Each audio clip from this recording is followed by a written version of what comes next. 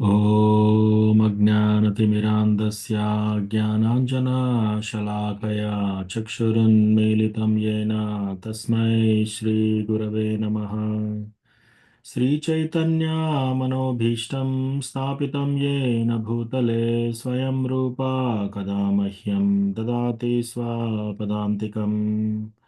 वन्देऽहं श्रीगुरो श्रीयुतापदकमलं श्रीगुरून् वैष्णवांश्च श्रीरूपं साग्रजातां सहगना रघुनाथान्वितं तं सजीवं साद्वैतं सावधूतं परिजनासहितं कृष्णचैतन्यदेवं श्रीराधा कृष्णपादान् सहगना ललिता श्रीविशाखान्वितांश्च हे कृष्णा करुणा सिन्धो दीनबन्धो जगत्पते गोपेश गोपिकान्ता राधाकान्ता नमोऽस्तु ते तप्तकाञ्चना गौराङ्गी राधे वृन्दावनेश्वरी वृषभानुसुते देवी प्रणमामि हरिप्रिये वाञ्छाकल्पतरुभ्यश्च कृपासिन्धुभ्य एव च पतितानां पावनेभ्यो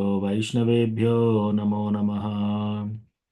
जय श्री कृष्ण चैतन्य प्रभु नित्यानंद श्री अद्वैता गदाधारा श्रीवासादि गौरभक्तवृंदा हरे कृष्णा कृष्णा कृष्णा हरे हरे हरे रामा राम राम हरे हरे। मत्समो नास्ति पापात्मा नपराधी च कश्चन परिहारेऽपि लज्जा मे किं ब्रुवे पुरुषोत्तमा। युवतीनां यथा योनि यूनां च युवतौ यथा मनोभिरमते तद्वन्मनो मे रमतां त्वयि। भूमौ स्खलितपादानां भूमिरेवावलम्बनं त्वयि जाता परादानां त्वामेव शरणं प्रभो। गोविन्दवल्लभे राधे प्रार्थये त्वमहं सदा त्वदीयम् इति जानातु गोविन्दो मां त्वया सह। राधे वृन्दावनाधीशे करुणामृतवाहिनी कृपया निजपादाब्जा दास्यं मह्यं प्रदीयताम्। तृणादपि सुनीचेन तरोरपि सहिष्णुना मानिना मानदेन कीर्तनीय सदा हरिः। कथञ्चन स्मृते यस्मिन् दुष्करं सुकरं भवेत् विस्मृते विपरीतं स्यात् श्रीचैतन्यं नमामि तम्। संसारदुःखजलधौ प्रतितस्य कामा क्रोधादिनक्रमकरे कवलीकृतस्य दुर्वासनानि गणितस्य निराश्रयस्य चैतन्यचन्द्र मम देहि पदावलम्बम्। चैतन्यचन्द्र मम देहि पदावलम्बम्। हरे कृष्ण अम्मा।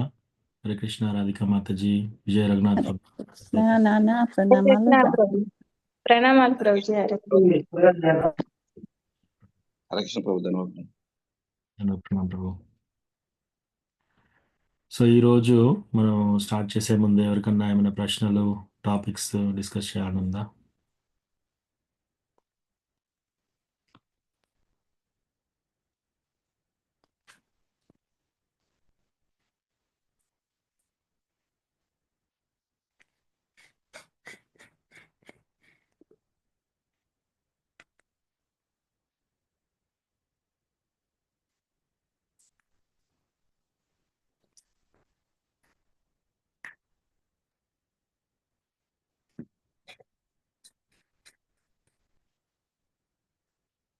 హరే కృష్ణ ప్రభుజీ. ఎస్ ప్రభు. ఈ చతుర్వేద మెయిన్ ఆహార పదార్థాలు అంటారు కదా, ఆ ఉద్దేశంగా మీకు అది పెట్టడం జరిగింది ప్రభు. 5 అంటే నాకు అర్థం కాని భగవంతుని యొక్క 5 రకాల ఫుడ్ స్టఫ్స్ అంటే నమిలి తినే ఆహారం ఒకటి, తర్వాత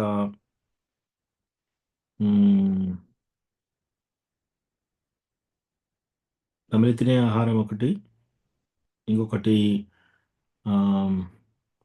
జ్యూస్ లాంటిది తాగేది ఉంటుంది కదా, డైరెక్ట్గా తాగే ఆహారం ఇంకోటి, అట్లా ఇంకొకటి నాకేది తేనె అటువంటిది,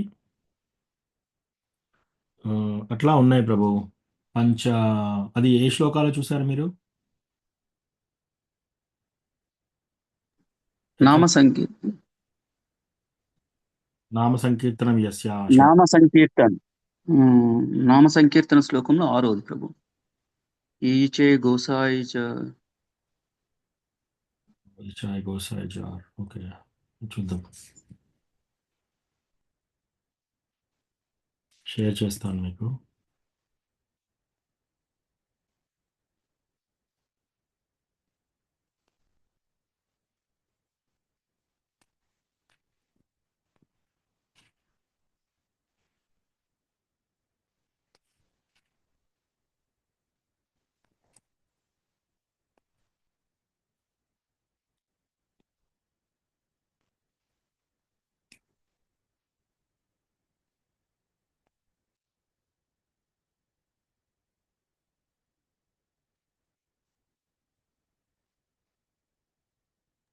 నరోత్తమ దాస ఠాకూర్ విరచితం ప్రభు.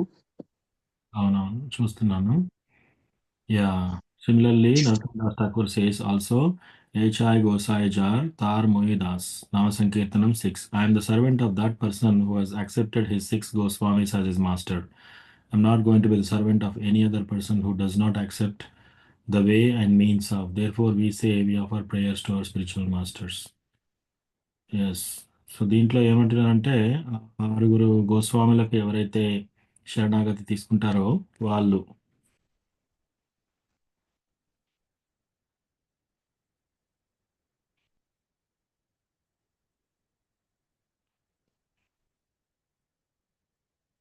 ఓకే, సో అంటే ఇది నామ సంకీర్తన ఈ పద్యంలో ఉందా ప్రభు? ఇది ఇది మీకు ఈ డౌట్? పంచగ్రాస్ అని లాస్ట్కి వస్తాను చూడండి ప్రభు. అంటే అది ఎన్నో ఎన్నో శ్లోకం అది? 6th ప్రభు. నామ సంకీర్తన 6.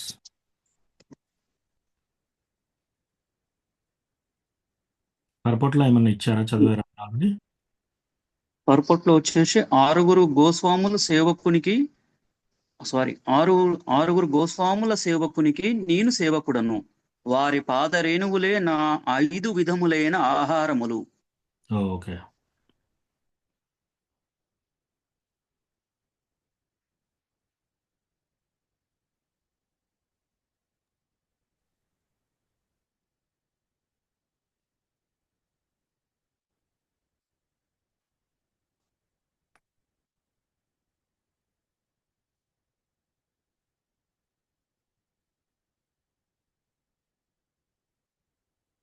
యా, అది ఇక్కడ ఉంది ప్రభు, చూడాలి. 5 types of food వేద బేస్.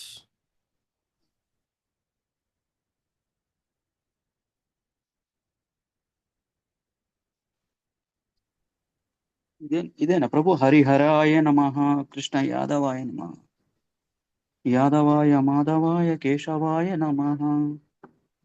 నో నో నో, మీకు ఈ నామ సంకీర్తనం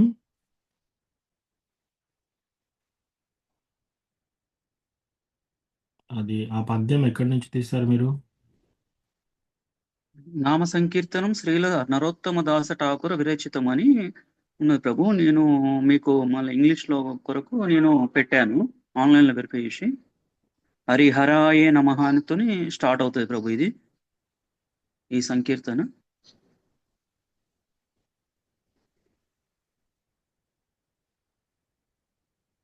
ఓకే, దాంట్లో మీరు 6th 1 అంటున్నారు కదా. Yeah, 6th 1.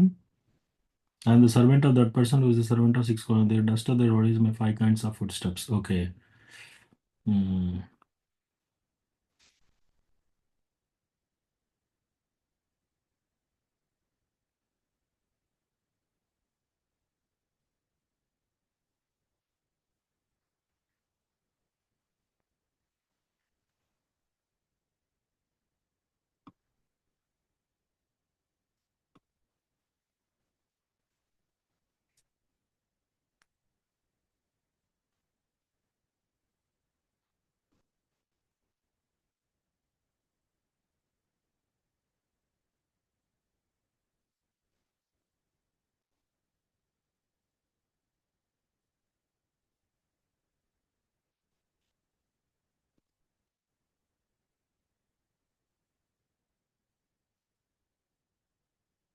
There are 4 kinds of food stuff.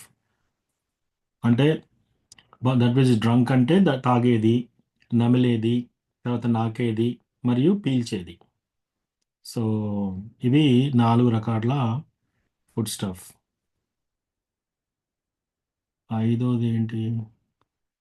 అంటే నరోత్తమ దాస ఠాగూర్ల వారు ఏ ఉద్దేశంగా ఏ యొక్క రసభావనతోనే అన్నారు అనేది మ్మ్. ఆ యొక్క సో ఏ విధంగా అన్నాడు గోస్వామి అయిన ఆయన పంచగ్రాస్ అంటే మరి పాదరేణువులను కూడా తినడం అంటే ఆ యొక్క వాళ్ళ యొక్క పాద పద్మాల నుండి ఉద్భవించిన ఆ పాదరేణువులను కూడా సేవించడానికి కూడా అది కూడా 5 అని కింద ఇచ్చాడు. లేదు లేదు, అట్లా కాదు, అట్లా కాదు. So 5 types of food stuff వేరే కాడ ఇచ్చింటారు. సో మనకు ఈ 4 రకాల ఫుడ్ స్టఫ్స్ ఉన్నాయి. ఐదోది చూడాలి, చూసి తర్వాత చెప్తాను ప్రభు. నెక్స్ట్ క్వశ్చన్ ఏంటి? నో క్వశ్చన్ ప్రభు. Thank you. Hare Krishna.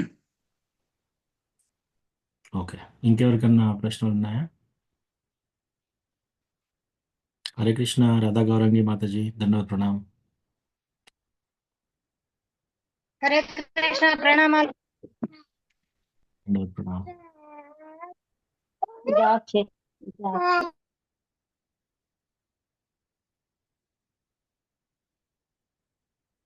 Okay, so ఈరోజు ప్రశ్నలు ఏం లేకపోతే భగవద్గీత చదువుదాము. సో మనం ఎక్కడ 4వ అధ్యాయము 11వ శ్లోకం వరకు చూసాం మనం. 4, 11.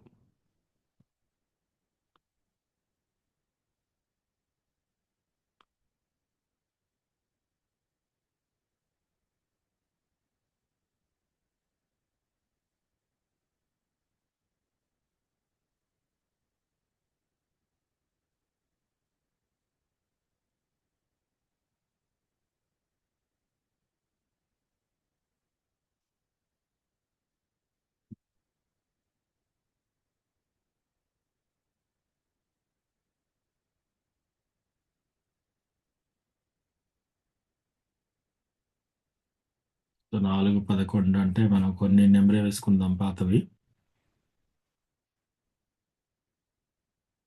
సో అర్జునుడు ప్రశ్న అడిగినప్పుడు ఆ,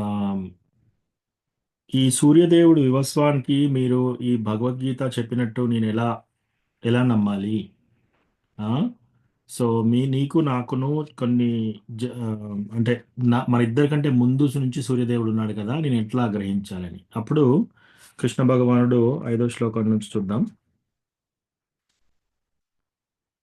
శ్రీ భగవానువాచ బహూని మే వ్యతీతాని జన్మాని తవ చార్జున తాన్యహం వేద సర్వాణి నత్వం వేత్త పరంతప. దేవదేవుడైన శ్రీకృష్ణ భగవానుడు పలికెను, ఓ పరంతప, నీకును మరియు నాకును పలు జన్మలు గడిచినవి. నాకు అవన్నీ జ్ఞప్తియందున్నవి, కానీ నీవు వారిని జ్ఞప్తియందుంచుకోనజాలవు. సో ఇక్కడ కృష్ణ ఏమంటున్నాడంటే, ఓ అర్జున, నీకు నాకు ఎన్నో జన్మలు గడిచాయి, నీకు అవన్నీ గుర్తులేవు, కానీ నాకు అన్నీ గుర్తున్నాయని. సో అట్లా మనం కూడా మన పూర్వజన్మలలో ఏమేం చేశామో అవన్నీ మనం మర్చిపోయాం అనమాట. ఓన్లీ ఈ జన్మ, ఇది నా లైఫ్, ఇది నా ఫ్యామిలీ అని చూస్తున్నాం మనం.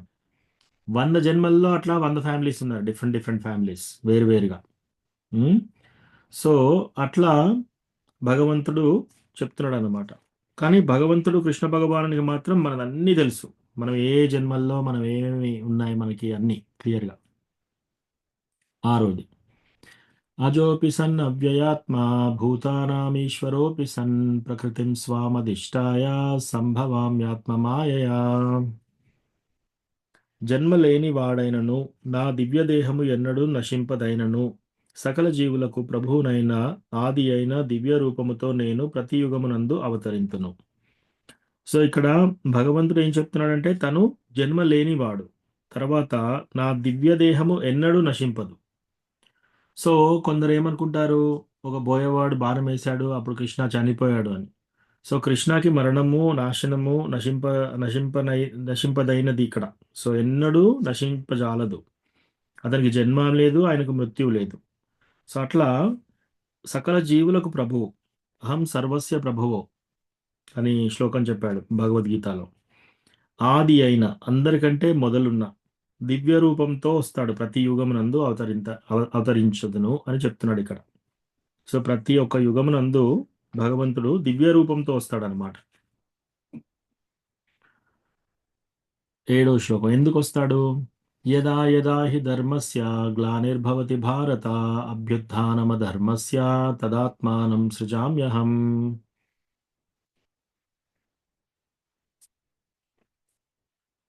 ఓ భరతవంశీయుడా, ఎప్పుడెప్పుడు మరియు ఎచ్చటెచ్చట ధర్మముకు హాని కలుగునో మరియు అధర్మము వృద్ధినందునో ఆ సమయమున నేను అవతరింతును. ఎక్కడైతే అధర్మము పెరిగిపోయి ధర్మానికి ఎక్కడైతే హాని కలుగుతుందో అప్పుడు భగవంతుడు అవతరిస్తారంటున్నాడు. వచ్చి ఏం చేస్తాడు భగవంతుడు? పరిత్రాణాయ సాధూనాం వినాశాయ చదుష్కృతాం ధర్మ సంస్థాపనార్థాయ సంభవామి యుగే యుగే. సో భగవంతుడు వచ్చిన కారణం ఏంటి? సాధువులను రక్షించుటకు, దుర్మార్గులను నశింపజేయుటకు మరియు ధర్మమును పునఃస్థాపించుటకు ప్రతి యుగమునందు నేను అవతరించదను. సో భగవంతుడు ప్రతి యుగంలో ఎందుకు వస్తాడు? 2 రీజన్స్. ఒకటి దుర్మార్గులను సంహరించడానికి, సాధువులను రక్షించడానికి. ఈ 2 రీజన్స్ అన్నమాట. లేకపోతే భగవంతుడు రావాల్సిన అవసరం లేదు. ఇంకా చెప్తున్నాడు 9వ శ్లోకంలో, జన్మ కర్మ చ మే దివ్యం ఏవం యో వేత్తి తత్వతః త్యక్త్వా దేహం పునర్జన్మ నైతి మాపేతి సోర్జున. ఓ అర్జున, నా జన్మము మరియు కర్మల దివ్యత్వమును తెలిసినవాడు శరీర త్యాగము పిమ్మట తిరిగి ఈ భౌతిక జగములో జన్మింపక నా శాశ్వత ధామమునే పొందగలడు. సో ఇక్కడ ఏమంటాడంటే కృష్ణ, నా జన్మ మరియు నా యొక్క పనుల దివ్యత్వం, నేను ఏ ఏ లీలలు చేస్తానో దాని దివ్యత్వాన్ని ఎవరు తెలుసుకుంటారో చాలు, అంతే. శరీర త్యాగం తర్వాత వాళ్ళు మళ్ళీ ఈ భౌతిక జగంలో జన్మించారంట. వాళ్ళు భగవంతుని ధామములు పొందుతారంట.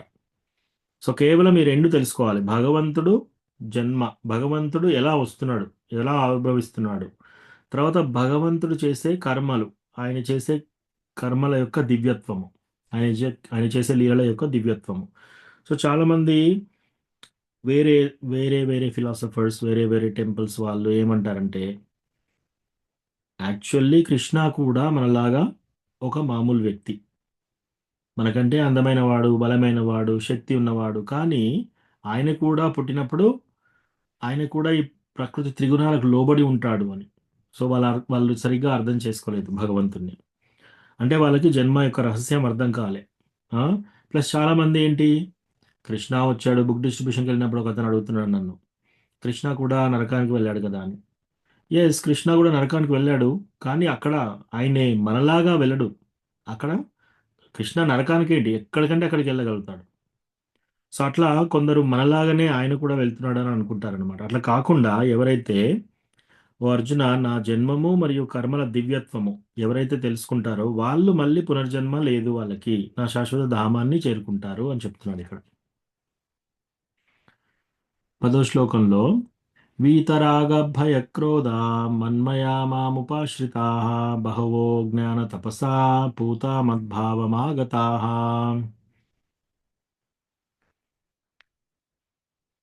రాగము, భయము, క్రోధము నుండి విడివడి నాయందు పూర్ణముగా మగ్నులై నాకు శరణుజొచ్చిన కారణముగా పూర్వం పలువురు నా యొక్క జ్ఞానముచే పవిత్రులై నా దివ్య ప్రేమను పొందగలిగిరి.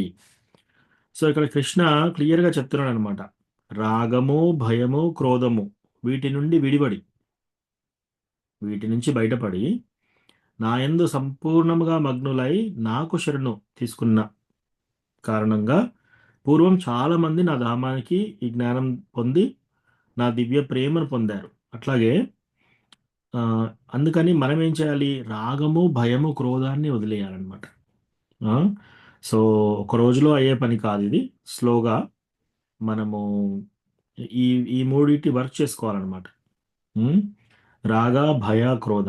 ఇంకా మనకి ఏ విషయంలో అయినా కూడా భయం అనిపిస్తున్నా, ఏ విషయంలో అయినా కోపం వస్తున్నా కూడా మళ్ళీ ఇంకా రాగం, అనురాగము, ఫ్యామిలీ మెంబర్స్ పట్ల, భార్యాభర్తల పట్ల, పిల్లల పట్ల, చుట్టాల పట్ల, బంధుమిత్రుల పట్ల ఆ రాగము, అనురాగం ఉందనుకోండి, మనకి ఇంకా భగవంతుని ధామం చేరుకునే అవకాశం ఇంకా లేదు అని అర్థం. సో స్లోగా స్లోగా మనం భక్తి చేయగా చేయగా వీటికి మనం దూరం కావాలి. సో మనం ఎక్కడ ఉన్నామనేది మనం వీటి ద్వారా తెలుసుకోవాలన్నమాట. మనకి ఎంత రాగా ఉంది ఇంకా. ఆ, మనకు సి ఎప్పుడైనా సరే మన మన బంధుమిత్రులతో మనకి ఎక్కడన్నా అవమానం జరిగిందనుకోండి, అవమానం ఎందుకు జరుగుతుంది? మనకి ఎక్కడో రాగా ఉంది. ఆ రాగా సెట్ కావట్లేదు కాబట్టి అక్కడ అవమానం జరుగుతుంది. కోపం ఎందుకు వస్తుంది? మనం అనుకున్నట్టుగా అక్కడ వ్యవహారం జరగలేదు, లేదా మన హృదయానికి ఎవరో గాయం చేశారు, మన యొక్క ఆత్మగౌరవానికి, మన గౌరవాన్ని భంగపరిచారు. అప్పుడు మనకు కోపం ప్లస్ ఫియర్, భయం. సో భయం కూడా ఎందుకు కలుగుతుంది? నా వాళ్ళకి ఏమన్నా అవుతుందేమో, నాకేమన్నా అవుతుందేమో అని భయం. ఈ మూడు ఈ మూడు వదిలేసిన వాళ్ళు, భగవంతుని శరణాగతి తీసుకున్న వాళ్ళు, భగవంతునిలో మగ్నులై, సంపూర్ణంగా మగ్నులై ఆయన శరణు తీసుకున్న కారణంగా భగవంతుడు ఏమంటున్నాడు? పూర్వం చాలా మంది ఈ జ్ఞానంచే పవిత్రులై దివ్యధామాన్ని పొందారట. సో ఇక్కడి వరకు చదివాం అనమాట. ఈ శ్లోకం కూడా చదివాం మనం. ఏ యథా మాం ప్రపద్యంతే తాంస్తతైవ భజామ్యహం మమ వర్త్మానువర్తంతే మనుష్యా పార్థ సర్వశః. ఎవరు ఏ విధముగా నన్ను శరణు వేడుదురో వారికి ఆ విధముగా నేను అనుగ్రహింతును. ఓ పార్థ, ప్రతి ఒక్కరూ అన్ని విధాల నా మార్గమునే అనుసరింతురు. సో ఇక్కడ ఏమంటున్నాడు? ఎవరు ఏ విధంగా సరే కృష్ణ భగవాను శరణు వేడుదురో వాళ్ళకి ఆ విధంగానే అనుగ్రహిస్తాడు భగవంతుడు. కొందరు అనుకుంటారు దేవుడు లేడు. స్ట్రాంగ్గా ఎవరైనా దేవుడు లేడు అని నమ్ముతూ సైంటిస్టులని వాళ్ళని వీళ్ళని నమ్ముతున్నారు అనుకోండి, వాళ్ళకు దేవుడు లేడు అన్నట్టుగానే చూపిస్తాడు. సపోజ్ ఎవరన్నా ఒక గుట్టను చూసి ఈ గుట్టే ఒక దేవుడు, ఈ చెట్టును చూసి ఒక చెట్టే ఒక దేవుడు అని పూజ చేస్తున్నారు అనుకోండి, వాళ్ళకి ఆ వాటి మీద ఆమ్, దేవుడిగా చూపించే ఆ ఆసక్తి కూడా కృష్ణ ఇస్తున్నాడు. లేదా ఎవరైనా ఇతరత్ర దేవతలు, డెమిగాడ్స్, ఇప్పుడు గణేష్ కానీ, శివుడు కానీ, పార్వతి కానీ, ఇట్లా ఎవరైనా నవగ్రహాలు కానీ ఇలాంటి ఎవరైనా బాగా చేస్తున్నారు అనుకోండి, వాళ్ళకు కూడా ఆ దేవతల పట్ల వ్యామోహం, ప్రేమ ఇచ్చేది కృష్ణనే. వాళ్ళ కోరికలు వాళ్ళ ద్వారా తీర్చేది కృష్ణనే. ఉం? ఎవరు ఏ విధముగా నన్ను శరణు వేడుదురో వారికి ఆ విధముగా నేను అనుగ్రహించును. దేవుడు లేడే లేడు అంటారు కొందరు. వాళ్ళకు కూడా స్ట్రాంగ్ ఫౌండేషన్ ఎవరు ఇస్తున్నారు? కృష్ణనే ఇస్తున్నాడు. కానీ ఇక్కడ ఏమంటాడు? ఓ పార్త, ప్రతి ఒక్కరు అన్ని విధాలు నా మార్గాన్ని అనుసరిస్తున్నారు.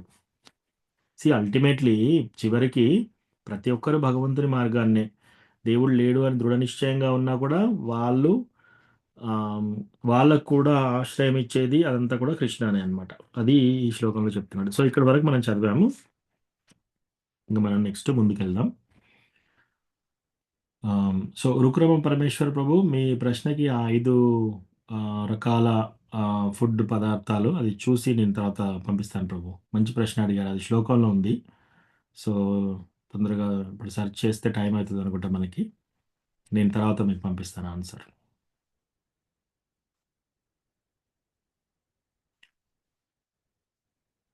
ఓకే,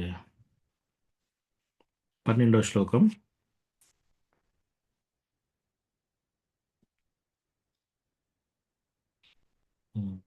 హరే కృష్ణ ప్రభుజీ.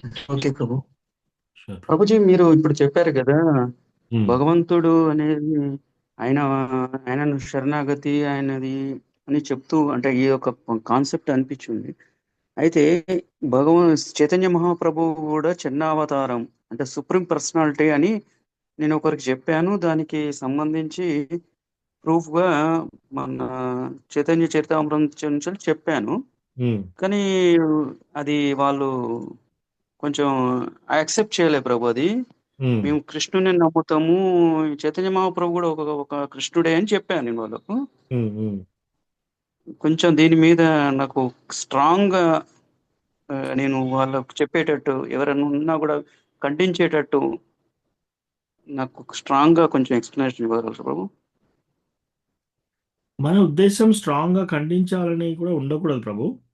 కానీ మీరు ఇవి ఓకే. ఇవి తీసుకోవచ్చు. ఫర్ ఎగ్జాంపుల్ ఆమ్, ఏషాం త్వంతగతం పాపం జనానాం సుకృతినో అర్జున. సో భగవద్గీతలో కృష్ణ భగవానుడు ఏమంటున్నాడంటే, కృష్ణ దేవాది దేవుడు అని తెలుసుకోవడానికి కృష్ణ భగవాను శరణగతి తీసుకోవడము చాలా కష్టం. అందరి వల్ల కాదది. సో వాళ్ళ పాపాలు అన్ని పూర్తిగా నశిస్తే తప్ప వాళ్ళు ఈ ప్లాట్ఫామ్కి రారు. ఒకవేళ వచ్చినా సరే ఈ ప్రభు ప్లాట్ఫామ్. నేను చార్టులో పెట్టాను ప్రభు. ఇది ఒకటి నేను ఏమైతే ఎక్స్ప్లెయిన్ చేశానో వాళ్ళకు ఒకసారి చదవాలి ప్రభు.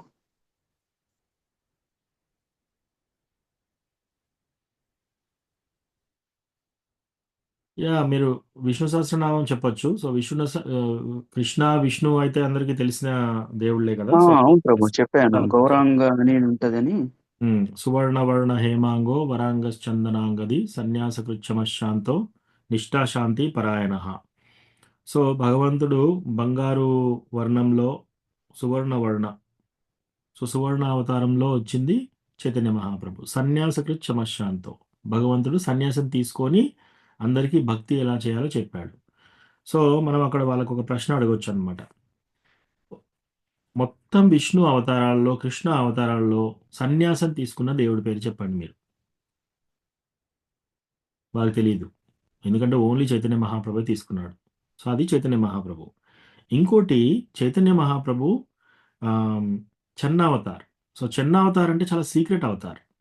సో మనము ఈవెన్ పెద్ద పెద్ద విద్వాంసులకు కూడా, ఈవెన్ టీవీలో చాలా పాపులర్గా ఉన్న నంబర్ వన్ స్పీకర్గా భక్తి ఛానల్లో నడిచే వాళ్ళకు కూడా మనం వెళ్ళి చైతన్య మహాప్రభు ఇట్లా రాధాకృష్ణ కలిసిన అవతారంగా ఇట్లా వచ్చాడు అంటే వాళ్ళు కూడా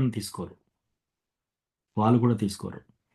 ఎందుకంటే చైతన్య మహాప్రభు అసలు first of all Chaitanya Mahaprabhu దేవుడు, చైతన్య మహాప్రభు దేవాది దేవుడు అని నమ్మకుండా కృష్ణ భగవాని ప్రేమ కృష్ణాన్ని అందుకోవడం అసలు ఇంపాసిబుల్. ఎవరికైనా కూడా ఎవరికి పాసిబిలిటీ కాదు.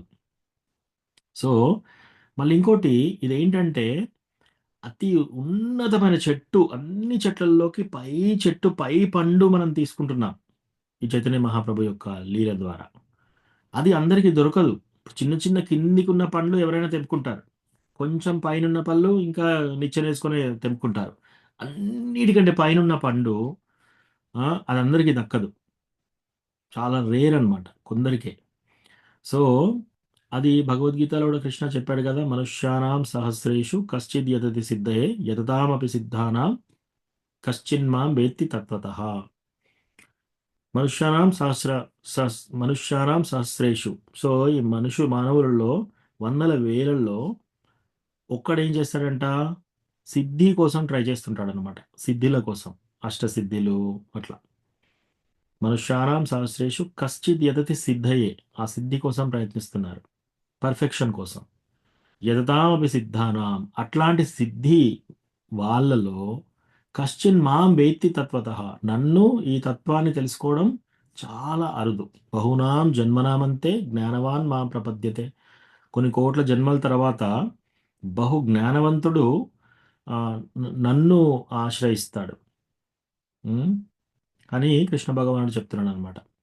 సో ఇప్పుడు మీరు మాట్లాడే వాళ్ళందరూ కూడా ఇంకా వాళ్ళకి ఎన్ని జన్మలు తీసుకోవాలో ఆ అండర్స్టాండింగ్ రావడానికి. సో మనం చెప్పగానే వాళ్ళు తీసుకోవాలని అనుకోవడం కూడా మనం చేయకూడదు. మనం చాలా మృదువుగా చెప్పాలి ఎవరికైనా. సి ప్రభుపాద అయినా ఎవరైనా కూడా గట్టిగా బిగ్గరగా చెప్పలేదు, సీరియస్గా స్ట్రాంగ్గా. ఆ చెప్పే వాళ్ళ ప్యూరిటీ ఒకటి ఉంటుంది, వినే వాళ్ళ యొక్క క్వాలిఫికేషన్ ఉంటాయి, రెండు ఉంటాయి. ఈ రెండు ఉంటేనే ఆ మెసేజ్ సరిగా వెళ్తుంది, ఆ మెసేజ్ సరిగా అందుతుంది వాళ్ళకి. సో మనం చెప్పగానే వాళ్ళు తీసుకోవాలి అనేది రూల్ ఏం లేదు, వాళ్ళు నమ్మాలి అనే రూల్ కూడా ఏం లేదు. సో ఒకవేళ అట్లా లేకపోతే మనం ఏం చేయాలంటే వాళ్ళని వదిలేసి ఇంకొకరి దగ్గరికి వెళ్ళాలి. బుక్ డిస్ట్రిబ్యూషన్ కూడా మనం చేసేటప్పుడు మనం బయటికి వెళ్తాము, ఒక్కొక్కరిని భాగవతం తీసుకోండి, భగవద్గీత తీసుకోండి అని చెప్తాము. వాళ్ళు వినలేదా ఇంకొకరితో వెళ్ళిపోవాలి. మనం ఒకరితో అర్ధగంట గంట వాదించడం అక్కడ టైం వేస్ట్ అవుతుంది. సో వాళ్ళు వాళ్ళు తీసుకోగలిగితే పర్వాలేదు, కానీ మనం మాత్రం చాలా మంచి ఇంప్రెషన్ వదలాలి వాళ్ళ దగ్గర. ఓ పలానా వ్యక్తి ఒక ఒక చక్కని విషయం చెప్పాడు. ఆహ్, వాళ్ళు వినకపోయినా సరే, వాళ్ళు చేంజ్ కాకున్నా సరే, ఆ వ్యక్తి ఎంత మృదువుగా చెప్పాడు, ఎంత చక్కగా చెప్పాడు అనేది వాళ్ళు తర్వాత కూడా గుర్తుపెట్టుకోవాలనమాట. ఆ ఇంప్రెషన్ మంచిగా ఇవ్వాలి వాళ్ళకి. ఈవెన్ బుక్ డిస్ట్రిబ్యూషన్‌లో నడి రోడ్ల మీద వాళ్ళని ఆపైనా సరే, బుక్ తీసుకోమని మనము వినమ్రతగా చెప్పాలి. వాళ్ళు తీసుకోకపోయినా కూడా వాళ్ళకి మంచి ఎక్స్‌పీరియన్స్ వదిలిపెట్టాలక్కడ. సో దట్ నెక్స్ట్ టైమ్ వాళ్ళు టెంపుల్‌కొచ్చేటట్టు. లేదు ఇస్కాన్ వాళ్ళు చాలా ప్రెషర్ పెడతారు. అట్లా ఇట్లా అని అనకుండా, వాళ్ళకి ఎండ్ ఆఫ్ ది డే మన కాన్వర్జేషన్ తోటి వాళ్ళని మంచి ఇంప్రెషన్‌తో వదిలిపెట్టాలి. సో అదొకటి ముఖ్యమైన విషయం. ఆ! యెస్. నిజం కూడా ఎవరైనా సరే ఒక అభక్తులైన కాదు. ఈవెన్ ఎక్కడైనా సరే ఒక నిజాన్ని మనం నిజంగా చెప్పినా సరే, అది ఎదుటి వాళ్ళని టెన్షన్ పెడుతుందనుకోండి, అది చెప్పకూడదు మనం. అది నిజమైనా సరే, అది మంచి పనైనా సరే, ఎదుటి వాళ్ళకి నచ్చట్లేదు. అప్పుడు ఆహ్, మనం అది కూడా ఘాటుగా చెప్పకూడదు. ఇన్‌ఫాక్ట్ ఆహ్, అంటే భక్తిలో లోతులో వెళ్తూ ఉంటే మనకి ఇవన్నీ తెలుస్తూ ఉంటాయన్నమాట. నేను కూడా స్టార్టింగ్‌లో బుక్ డిస్ట్రిబ్యూషన్‌లో భక్తిలోకి రాగానే అందరి దగ్గరికి వెళ్ళేసి మీరు ఈ ఈ అందరు ఇతరత్రా దేవతలను ఎందుకు పూజ చేస్తున్నారు? అదంతా అవసరం లేదు. మీరు కృష్ణ భగవానుడిని తీసుకోండి అని చాలా స్ట్రాంగ్‌గా, సీరియస్‌గా చెప్పేవాడిని. కానీ భక్తి చేస్తూ మనము ప్రోగ్రెస్ అవుతున్నా, మనం భక్తిలో మెచ్యూరిటీ వస్తున్న కొద్దీ మన యొక్క ఇంటరాక్షన్స్ ద్వారా గూడా, మన యొక్క ప్రవర్తన ద్వారా గూడా వేరే వాళ్ళు చేంజ్ అయితారు యాక్చువల్లీ. ఆ! సో, ఓన్లీ మన ప్రవర్తనను చూపించి గూడా కొందరిని డివోటీస్‌గా కన్వర్ట్ చేయొచ్చు మనం. ఆ! మనం మృదువుగా చెప్పాలి. సింపుల్‌గా చెప్పాలి. మనం కూడా అటాచ్‌మెంట్ పెట్టుకోకూడదు. వీళ్ళెందుకు డివోటీ కావట్లేరని. యెస్ ఉంటది. లోపల కంపాషన్ ఉంటుంది మనకి. వాళ్ళ మీద జాలి ఉంటుంది. అయ్యో! వాళ్ళు టైమ్ వేస్ట్ చేస్తున్నారు కదా! అట్లా అని. బట్ దాన్ని ఆహ్, ఆహ్, ఆహ్, వాళ్ళు వినే స్థాయిలో ఉంటే, వినదగినగా ఉంటే మనం చెప్పాలి. లేకపోతే ఇంకొకరికి చెప్పాలి ప్రభు. So, yeah! మీరు మీరు చెప్పిన పాయింట్స్ అన్నీ బానే ఉన్నాయి. ఆహ్, కానీ తీసుకునే వాళ్ళు కూడా వాళ్ళు పండిన హృదయం కావాలి వాళ్ళది. ఆ పండిన హృదయం లేదనుకోండి, ఇప్పుడు చెట్టు పండుందనుకోండి, ఆ చెట్టు పండును పండించాలంటే 2 మామిడి పండ్లుంటాయి. గట్టి మామిడి పండ్లు. పండించాలంటే ఏం చేయాలి ఫస్టు? చెట్టు మీద వదిలేయాలి కొన్ని రోజులు. అదే మెత్తబడుతుంది. లేదా తెంపిన తర్వాత కూడా గట్టిగా ఉంటుంది ఫస్ట్. అది గడ్డిలో అట్లా పెడతారు. గంపలలో, బస్తాలలో పెట్టేసి అట్లా వదిలేస్తారు. అదే పండుతుంది కొన్ని రోజుల తర్వాత. మనం ఇంకో రకంగా పండించొచ్చు. దాన్ని తీసుకొని ఒక కట్టెతోని ఇట్లా కొట్టొచ్చు మెత్తగా. రైట్? సో, దానంతట దాన్ని పండించేటట్టు చూడడం బెటర్ మనం. ఆహ్, ఈ 2 రకాలు చేయొచ్చు. కానీ మనం ఫస్ట్ రకం చేసినా కూడా టేస్ట్ ఉండదు లోపట. ఆ ఫ్రూట్ యొక్క టేస్ట్ ఉండదు. మనం పండంతా కొట్టాం చుట్టూ. మెత్తగా అయిపోయిందిప్పుడు. కానీ పండిన టేస్ట్ అయితే రాదు. అట్లా మనం వేరే వాళ్ళని కూడా వాళ్ళు కచ్చగా ఉన్నారా? వాళ్ళు పండిన హృదయమా? పండిన హృదయం అయితే మనం చెప్పగానే తీసుకుంటారు వాళ్ళు. ఆ! వాళ్ళు కచ్చగా ఉన్నారనుకోండి ఇంకా వదిలేయాలి వాళ్ళని. కొన్ని రోజులు వదిలేయడం బెటర్. ఓకేనా ప్రభు? ఓకే ప్రభు. ఈ యొక్క వర్డింగ్స్ లో సన్యాసి అనే మాట అంటే హ్మ్. సువర్ణ వర్ణం హేమాంగో వరాంగ శంగనాగది అనే దాంట్లో ఈ సువర్ణం అంటే మనకు వర్ణము హేమాంగ వరాంగ చందనాంగది వీర విషమ శూన్య భృతాసి అచల చల అని అంటున్నాం. ఈ విధంగా వర్డింగ్స్ వచ్చాయి కదా. ఈ వర్డింగ్ లో సన్యాసి అనే వర్డింగ్ ఎక్కడ ఒక్కసారి అది ఒక్కటి కూడా చెప్పరా ప్రభు? అది ఇంకో శ్లోకం. ఈ చైతన్య. ఈ శ్లోకంలోనే కాదు. ఇంకోసారి వస్తుందది. విష్ణు సహస్రనామం మొత్తం చూస్తే సన్యాసకృత్ చమశ్శాంతో నిష్ఠా శాంతి పరాయణః అనొస్తుంది. సో, వేరు 2 వేరు వేరు శ్లోకాలు. Okay Prabhu. Thank you Prabhu. Thank you. Okay. Sorry Prabhuji. Hare Krishna Prabhuji. ప్రణామాలు. హరే కృష్ణ రాధా గౌరంగి మాతాజీ. దండవత్ ప్రణామం. ప్రభుజీ ఇప్పుడు అన్నారు డివోటీని చేయడం అంత ఈజీ కాదు అని. హ్మ్. ప్రభుజీ ఇప్పుడు ఇంట్లో వాళ్ళని మనము మన నెగటివ్ మంచి అన్ని వాళ్ళు చూస్తా ఉంటారు ప్రభుజీ. హ్మ్. వాళ్ళని డివోటీగా మార్చాలంటే ఏం చేయాలి ప్రభుజీ? కొన్ని సంవత్సరాల కొద్దీ చెప్తున్నా కొద్దీ వాళ్ళు ఇటు చేసేది ఇటు చేస్తారు, అటు చేసేది అటు చేస్తారు. వాళ్ళతోని ఇంకా ఎలా ఉండాలి? ప్రేమ భావము, మధుర భావము, వాత్సల్య భావం ఎస్ మ్యామ్. అని మన సహనం తగ్గిపోతుంది Prabhuji. So yes, family members అందరికంటే కృష్ణ భగవాన్ని భక్తిలోకి తీసుకురావడం చాలా డిఫికల్ట్. ఎవరంటే ఫ్యామిలీ మెంబర్స్. బయటి వాళ్ళని ఈజీగా భక్తిలోకి తీసుకురావచ్చు, ఫ్యామిలీ మెంబర్స్ని భక్తిలోకి తీసుకురావడం అతి పెద్ద కష్టం. అట్లా ఎవరన్నా తీసుకొచ్చారంటే యాక్చువల్గా వాళ్ళు గ్రేట్ అనుకోవాలి. ఇంకా మన మన స్కూల్ ఫ్రెండ్స్, మన ఫ్యామిలీ మెంబర్స్ని భక్తులు చేయడం చాలా కష్టం. సో దానికి ఈజీ మెథడ్ ఏంటంటే మాతాజీ, మనం ప్రీచ్ చేయకూడదు డైరెక్ట్గా. మనం ఓన్లీ మన ప్రవర్తన ద్వారా వాళ్ళని మార్చాలి. అంటే మన ప్రవర్తన కూడా ఎలా ఉండాలి? సి మీరు భగవద్గీతలో చూస్తే, అనుద్వేగాకరం వాక్యం సత్యం ప్రియహితం చయత్. సో మనం సత్యం పలికినా కూడా అది ప్రియహితంగా ఉండాలి. వాళ్ళకి చాలా మృదువుగా చెప్పాలి, రైట్? మనం ఘాటుగా చెప్పామనుకోండి, అనుద్వేగంగా చెప్పామనుకోండి, అది సాత్విక వే కాదనమాట. సో ఇది చాలా కష్టం, ఎస్పెషల్లీ చిన్నప్పటి నుంచి ఒక టోన్లో పెరిగిన వాళ్ళకి, వాళ్ళ గొంతు ఒక రకంగా ఉన్నప్పుడు భక్తులు కాగానే గొంతు అలాగే ఉంటుంది, ఇంతకుముందు లాగానే కఠినంగానే ఉంటుంది. సో వీళ్ళు డివోటీ డివోటీ అంటున్నారు, ఇంత కఠినంగా ఉన్నారేంటి? యాక్చువల్లీ నాన్ వైలెన్స్ అంటే ఓన్లీ మాంసాహారము మాంసాహారము తినకూడదు అంటే ఓన్లీ మాంసం తినకపోవడమే కాదు, హింస కూడా చేయకూడదు మనం. అంటే మనం మాటల ద్వారా ఎదుటి వాళ్ళని ప్రేరేపించకూడదు కూడా, ఫ్యామిలీ మెంబర్స్ని కూడా. సో బెస్ట్ థింగ్ ఏంటంటే మాతాజీ, మనము ఫ్యామిలీ మెంబర్స్కి మృదువుగా చెప్పాలి. చెప్తే తీసుకున్నారనుకోండి, వాళ్ళ యొక్క యోగం ఉంది పర్వాలేదు అనుకోవాలి. అట్లా తీసుకోకపోతే మనం చెప్పకూడదు ఇక. మనం ఓన్లీ మన ప్రవర్తన ద్వారా చూపెట్టాలి.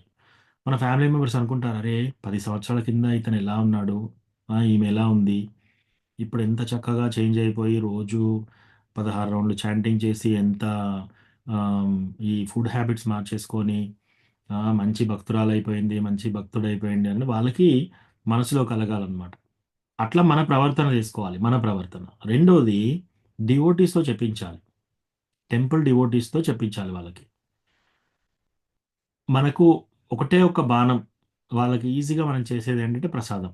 కృష్ణ భగవానుడి ప్రసాదం వండి మనం వాళ్ళకి పెడితే అది అటు ఎవ్వరు వద్దనరు. తీసుకుపోవాలి. సో ఇవి మనం చేసేటి ఈజీ మాతాజీ. కానీ నేను 5 సంవత్సరాల నుంచి చెప్తున్నాను, నువ్వు ఇంకా వినట్లేవు అని చాలా సీరియస్గా మనం చెప్పామనుకోండి, అది వర్కౌట్ కాదు. అది వాళ్ళ ముందు ఏం అవ్వట్లేదు ప్రభుజీ. ఉమ్, అది ఇంకా నేను అన్ని సంవత్సరాలు చేస్తున్నానని ఏం లేదు. ఉమ్, వాళ్ళని రిక్వెస్ట్ చేస్తున్నా, ప్రాధేయపడుతున్నా, నాతో రండి, చేయకపోయినా పర్లేదు, టెంపుల్ కి రండి. ఉమ్, ఫెస్టివల్స్ అవి అన్నప్పుడన్నా దర్శనం చేసుకుంటారు కదా. ఎస్ ప్రభుపాద మెర్సీ, డివోటీ మెర్సీలు అందరి ఆశీర్వాదం తీసుకుంటారు కదా, పిల్లలు పెద్దలు అందరూ. ఎస్ మాతాజీ. అలా రిక్వెస్ట్ చేస్తున్నాను ప్రభు. అట్లా మీరు మీరు ప్రయత్నం చేయండి. ఆ ప్రయత్నం చేస్తూ చేస్తూ ఉండండి. ప్రసాదం పెట్టండి, ఎవరైనా డివోటీస్కి సేవ చేయించండి, వాళ్ళతో ఆ డివోటీస్తో ప్రేయర్ అది చేయించండి. అట్లా చేయించండి అది కానీ బాగా చేస్తారు ప్రభుజీ. ఉమ్, ఇప్పుడు ఎక్కడ ఎవరైనా కొంచెం అనకూడదు కానీ, ఇప్పుడు ట్రైన్లలో అటు ఇటు పోయేవాళ్ళు వచ్చేవాళ్ళు కొంచెం మా పిల్లల ద్వారా వాళ్ళు అందరూ ప్రసాదం పంపియమంటారు ప్రభుజీ, అట్లా పంపిస్తాము. ఉమ్, అట్లా బాగా చేస్తారు. ఉమ్, అంతే. కానీ చాంటింగ్ విషయం వచ్చే వరకు వాళ్ళకి ఎందుకో ఇంట్రెస్ట్ రావట్లేదు. చాంటింగ్ అంత ఈజీగా చేయరు మాతాజీ. చాంటింగ్ చేయాలి అంటే ఏంటంటే ఆమ్, ఏషాం తంతగతం పాపం, ఆ శ్లోకం తీద్దాం, చూద్దాం.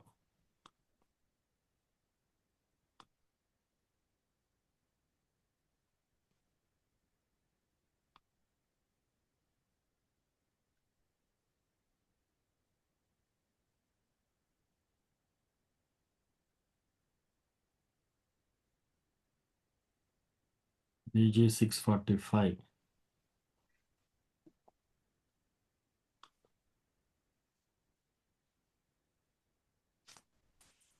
6:45.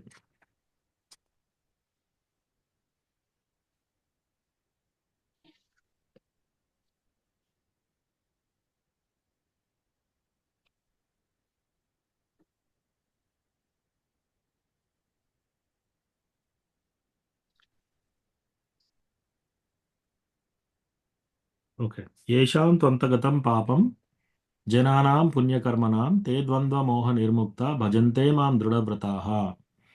ఉమ్, బహు జన్మల యందు పుణ్యకర్మలు ఒనరించి సర్వ పాపముల నుండి మరియు భ్రాంతిమయమగు ద్వంద్వముల నుండి విముక్తుడైనప్పుడు మనుజుడు శ్రీకృష్ణ భగవానుని ప్రేమయుత సేవయందు నియుక్తుడు కాగలడు.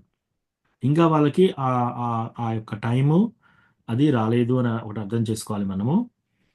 ఆ, మనం వాళ్ళని ఏం చేయాలంటే అజ్ఞాత సుకృతి పెంచడానికి ప్రయత్నించాలి వాళ్ళకి.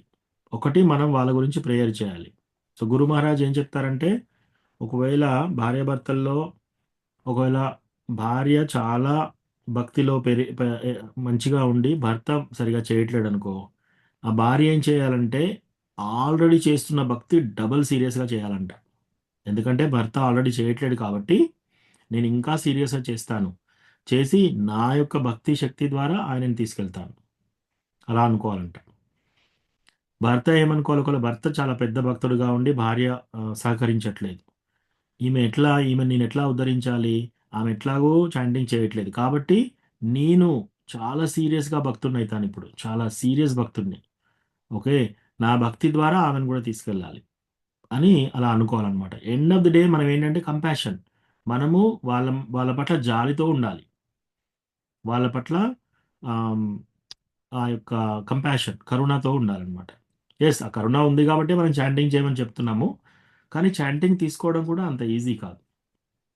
చాంటింగ్ ఎవరైనా 16 రౌండ్లు చేస్తున్నారంటే వాళ్ళు ప్రపంచంలో ఒక మహారాణి ఒక మహారాజు కంటే కూడా గొప్ప. ఏ పెద్ద మహారాజు ఉన్నా సరే, ఏ పెద్ద మహారాణి ఉన్నా సరే, 16 రౌండ్లు ఎవరైనా చాంటింగ్ చేస్తున్నారంటే వాళ్ళందరికంటే గొప్ప వీళ్ళు. సో అది కొన్ని కోట్ల జన్మల తర్వాత ఆ యొక్క యోగం వస్తుంది. ఇంకా యమధర్మరాజు ఏం చెప్తాడంటే, పూర్వజన్మలో వాళ్ళు యజ్ఞాలు దానాలు కర్మలు క్రియాలు అన్నీ చేస్తేనే ఇప్పుడు ఈ చాంటింగ్ చేసే స్టేజ్కి వస్తారు. ఆ? సో ఒకరు రావట్లేరు అంటే దాంట్లో మనం ఆశ్చర్యపోవాల్సిన అవసరం లేదు. మనము వాళ్ళు చేయట్లేదంటే మనం గట్టిగా వాళ్ళకు చెప్పకుండా ప్రోత్సహించాలి, మృదువుగా చెప్పాలి, మన యొక్క బిహేవియర్తో, మన యొక్క ప్రవర్తనతోని వాళ్ళని చేంజ్ చేయాలి. టెంపుల్లో ఎవరైనా భక్తుడికి చెప్పండి, మీరు సీనియర్ డివోటీకి చెప్పి కొన్ని మాటలు చెప్పండి అని, అట్లా ఆ సేవ చేయించండి. మీరు అన్నట్టు ఇట్లా ట్రైన్లో అక్కడెక్కడ ప్రసాదం ఇవ్వడానికి వెళ్తున్నారు కదా, సో భక్తియుత సేవ చేస్తున్నారు ఆల్రెడీ. మెల్లమెల్లగా మెల్లమెల్లగా వాళ్ళకు కూడా ఒకరోజు చాంటింగ్ చేయాలనే అది వస్తుంది. మనం కూడా దానికి ఓపికగా ఉండాలి. అంతేగాని మనము ఇంకా ఇంకా గట్టిగా ఏమి చేయలేం మాతాజీ. ఏం చేయలేం ప్రభుజీ, వాళ్ళని ఇంకేం చేస్తాను. యా, ప్రేయర్ చేయొచ్చు వాళ్ళ గురించి, ప్రేయర్ చేయొచ్చు వాళ్ళ గురించి మనము భగవంతునికి ప్రతిరోజు ప్రేయర్ చేయడం చేయొచ్చు. ప్లస్ మన చాంటింగ్ చాలా సీరియస్గా చేయొచ్చు, మన భక్తి. ప్లస్ మనం మన మన ప్రవర్తన మృదువుగా ఉండి వాళ్ళు ఎప్పుడైనా ఏమైనా అన్నా కూడా మనము సీరియస్ కాకుండా మనం భరిస్తున్నాం అనుకోండి, సహిస్తున్నాం అనుకోండి, ఓ ఇన్ని రోజుల కంటే ఇప్పుడు చాలా చేంజ్ అయ్యారు అని ఎప్పుడైతే ఆ, వాళ్ళకి అది కలుగుతుందో అప్పుడు వాళ్ళు కూడా తీసుకుంటారు. అలా అంటారు ప్రభుజీ, మీరు ఉమ్, ముందులాగా లేరు, ఇప్పుడు చాలా చేంజ్ అయ్యిండ్రు. ఉమ్, ముందు బాగా గొడవ చేసేవాళ్ళు, ప్రతి దానికి అది ఎట్లా ఇది ఎట్లా అని అడిగేవారు, ఇప్పుడు చాలా చేంజ్ అయింది అని అంటారు. ఉమ్. కానీ నాలోనే ఇంకేం లోపం ఉందో ప్రభుజీ, నా చాంటింగ్ సరిగ్గా లేదేమో ఆయన వినకపోవడం వల్ల, అట్లా కాదు, ఎక్కడో ఏదో మిస్టేక్. అట్లా కాదు, మీ చాటింగ్లో ఏమీ లోపం లేదు వాళ్ళు వినకపోవడానికి, రైట్. మీ చాంటింగ్ ఇంకా సీరియస్ చేసుకోండి. ప్లస్ అతని గురించి ప్రే చేయండి, వేరే డివోటీస్తో ప్రే చేయించండి, అజ్ఞాత సుకృతిగా ఏదో ఒక పని సర్వీస్లో ఎంగేజ్ చేయండి వాళ్ళని. అంతవరకే మనం చేయగలుగుతాం. మిగతాది 100% మన మన కంట్రోల్ లేదు. వాళ్ళు కూడా వాళ్ళంతటా వాళ్ళు కూడా తీసుకోవాలి. వాళ్ళ హృదయంలో డివోటీస్ పట్ల ఆ, ఆమ్, భావం ఎట్లుందో అది మనకు తెలియదు. వాళ్ళ లోపల హృదయంలో వాళ్ళు చెప్పరు బయటికి, ఎందుకంటే మనం డివోటీస్ కాబట్టి, వైష్ణవాపరాధి కాబట్టి మనకు చెప్పరు. కానీ వాళ్ళ లోపట ఏమనుకుంటున్నారు డివోటీస్ గురించి, ఒకవేళ వాళ్ళ లోపల డివోటీస్ గురించి కొంచెమైనా నెగటివ్ చెడుగా ఉందనుకో భావన, భక్తి రావడం కొంచెం లేట్ అవుతుంది వాళ్ళకి. అసూయ ఉందనుకోండి, ఎవరైనా ఫ్యామిలీ మెంబర్స్ డివోటీ అనుకోండి, ఆ డివోటీ మీద అసూయ ఉందనుకోండి, ఇంకా వాళ్ళకి ఇంకా కష్టం. అటువంటి వాళ్ళకి భక్తిలోకి రావడం కష్టం, వచ్చినా కూడా పడిపోయే ఛాన్స్ చాలా తొందరగా అవుతుంది. సో ఆమ్, సింపుల్గా ఎవరైనా భక్తుడికి భక్తురాలికి అట్రాక్ట్ అయిపోయి, వీళ్ళు ఎంత చక్కగా భక్తి చేస్తున్నారు, వీళ్ళని చూస్తేనే చాలా చక్కగా అనిపిస్తుంది అని అట్లా అనుకున్న, ఒక్కసారి అట్లా అనుకున్న హృదయంలో వాళ్ళకి భక్తి తొందరగా వస్తుంది. కానీ ఏదో ఒక నెగిటివ్ ఫీలింగ్ పెట్టుకున్నారు అనుకోండి భక్తుల గురించి, వాళ్ళు ఎంత చేసినా కూడా కష్టం. వాళ్ళకి భక్తి అంత తొందరగా రాదు. బయటికి చెప్పకపోయినా లోపల అలాంటి ఫీలింగ్ ఉంటే భక్తి చాలా కష్టం వాళ్ళకి. సో అంటే మన సైడ్ డివోటి నుంచి పట్ల అలా ప్రభుజీ, ఉమ్, సారీ ప్రభుజీ, ఉమ్. డివోటి పట్ల అలా అనుకుంటే అఫెన్స్ అవుతుందా ప్రభుజీ? అది వీళ్ళకి ఎఫెక్ట్ పడుతుందా? బయటికంటే అవుతుంది, మనసులో అనుకుంటే ఏం కాదు. బయటికి అనుకుంటే డెఫినెట్గా ఎఫెక్ట్ అవుతుంది, 100% ఎఫెక్ట్ అవుతుంది.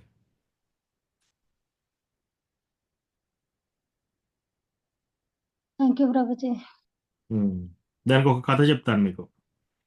సో ఒకసారి గోపాల చాపల, ఆ, శ్రీవాస్ ఠాకూర్, తర్వాత చైతన్య మహాప్రభు, వీళ్ళందరూ ప్రతిరోజు ఒక శ్రీవాస్ ఠాకూర్ ఇంట్లో నైట్ అయ్యేసరికి, సాయంత్రం అయ్యేసరికి ఆమ్, తాళం వేసేసుకొని లోపల చాంటింగ్ చేస్తున్నారు, డాన్సింగ్ చేస్తున్నారు. ప్రతిరోజు చైతన్య మహాప్రభు మహాప్రకాశ లీల చూపించి అందరితో, ఆయన క్లోజ్ భక్తులతో డాన్స్ చేస్తూ ఉన్నాడు అనమాట. బయట ఊరంతా అనుకుంటున్నారు, వీళ్ళు ఏం చేస్తున్నారు అసలు, ఆ? మమ్మల్ని రానివ్వట్లేరు లోపలికి. ప్రతి శబ్దం వస్తుంది, కర్తాలు, మృదంగా, ఇవన్నీ శబ్దం వస్తుంది, హరి హరి అని శబ్దం చేస్తున్నారు, కీర్తన చేస్తున్నారు, ఆ ఆ, అని చెప్పేసి కొందరు పోయి కాజీ కంప్లైంట్ చేశారు. కొందరు వాళ్ళకి నిద్ర పట్టట్లేదని చెప్పేసి ఈ ఈయన ఈయన ఇంటిని మొత్తం పడేసి మనం గంగాలో పడేయాలని కొందరు అంటున్నారు, బ్రాహ్మణులు.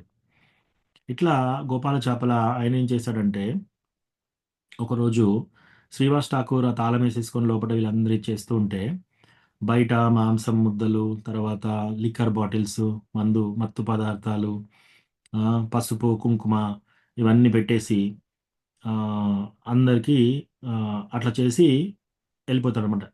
వెళ్ళిపోయిన తర్వాత తెల్లారి శ్రీవాస్ ఠాకూర్ డోర్ ఓపెన్ చేస్తాడు.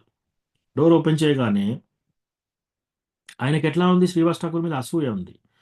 సో డోర్ ఓపెన్ చేయగానే ఏముంది, ఇవన్నీ కనబడ్డాయి శ్రీవాస్ ఠాకూర్కి. సో శ్రీవాస్ ఠాకూర్ ఏం చేస్తాడు, అప్పుడు అన్ని క్లీన్ చేయొచ్చు, అందరికంటే ముందు లేస్తాడు ఆయన, 2ంటికి 1ంటికి లేస్తాడు. అంతా క్లీన్ చేసేసి సాఫ్ చేసేస్తే అయిపోయేది. ఆయన అలాగే ఉంచుతాడు. ఉంచి తెల్లారి తర్వాత అందరినీ పిలుస్తాడు ఊరంతా. ఓ ఊరంతా, అందరు చూడండి చూడండి, నేను ఇదే పని చేస్తున్నాను. నేను ప్రతిరోజు యాక్చువల్గా దుర్గా పూజ చేస్తాను. ఈ ఇంట్లో జరిగేదంతా మేము చెడు పనులు చేస్తున్నాం, నేను చాలా చెడ్డవాడిని అని ఊరందరికి చెప్తాడు. చెప్పినా కూడా ఎవ్వరు నమ్మరు. కొందరు వచ్చేసి ఊడ్చి అదంతా క్లీన్ చేస్తారు. కానీ గోపాల్ చేపలకి ఏమవుతుందంటే ఇమ్మీడియట్గా లెప్రసీ వచ్చేస్తుంది, కుష్టి వ్యాధి. సో కుష్టి వ్యాధితో బాడీ అంతా వాసన, తర్వాత ఆయన వేళ్ళు పడిపోతుంటాయి, ఇరిగిపోయి పడుతుంటాయి అనమాట తినేటప్పుడు. సో ఇట్లా అయిపోయిన తర్వాత ఆయన ఫ్యామిలీ మెంబర్స్ కూడా పట్టించుకోవట్లేదు ఇప్పుడు.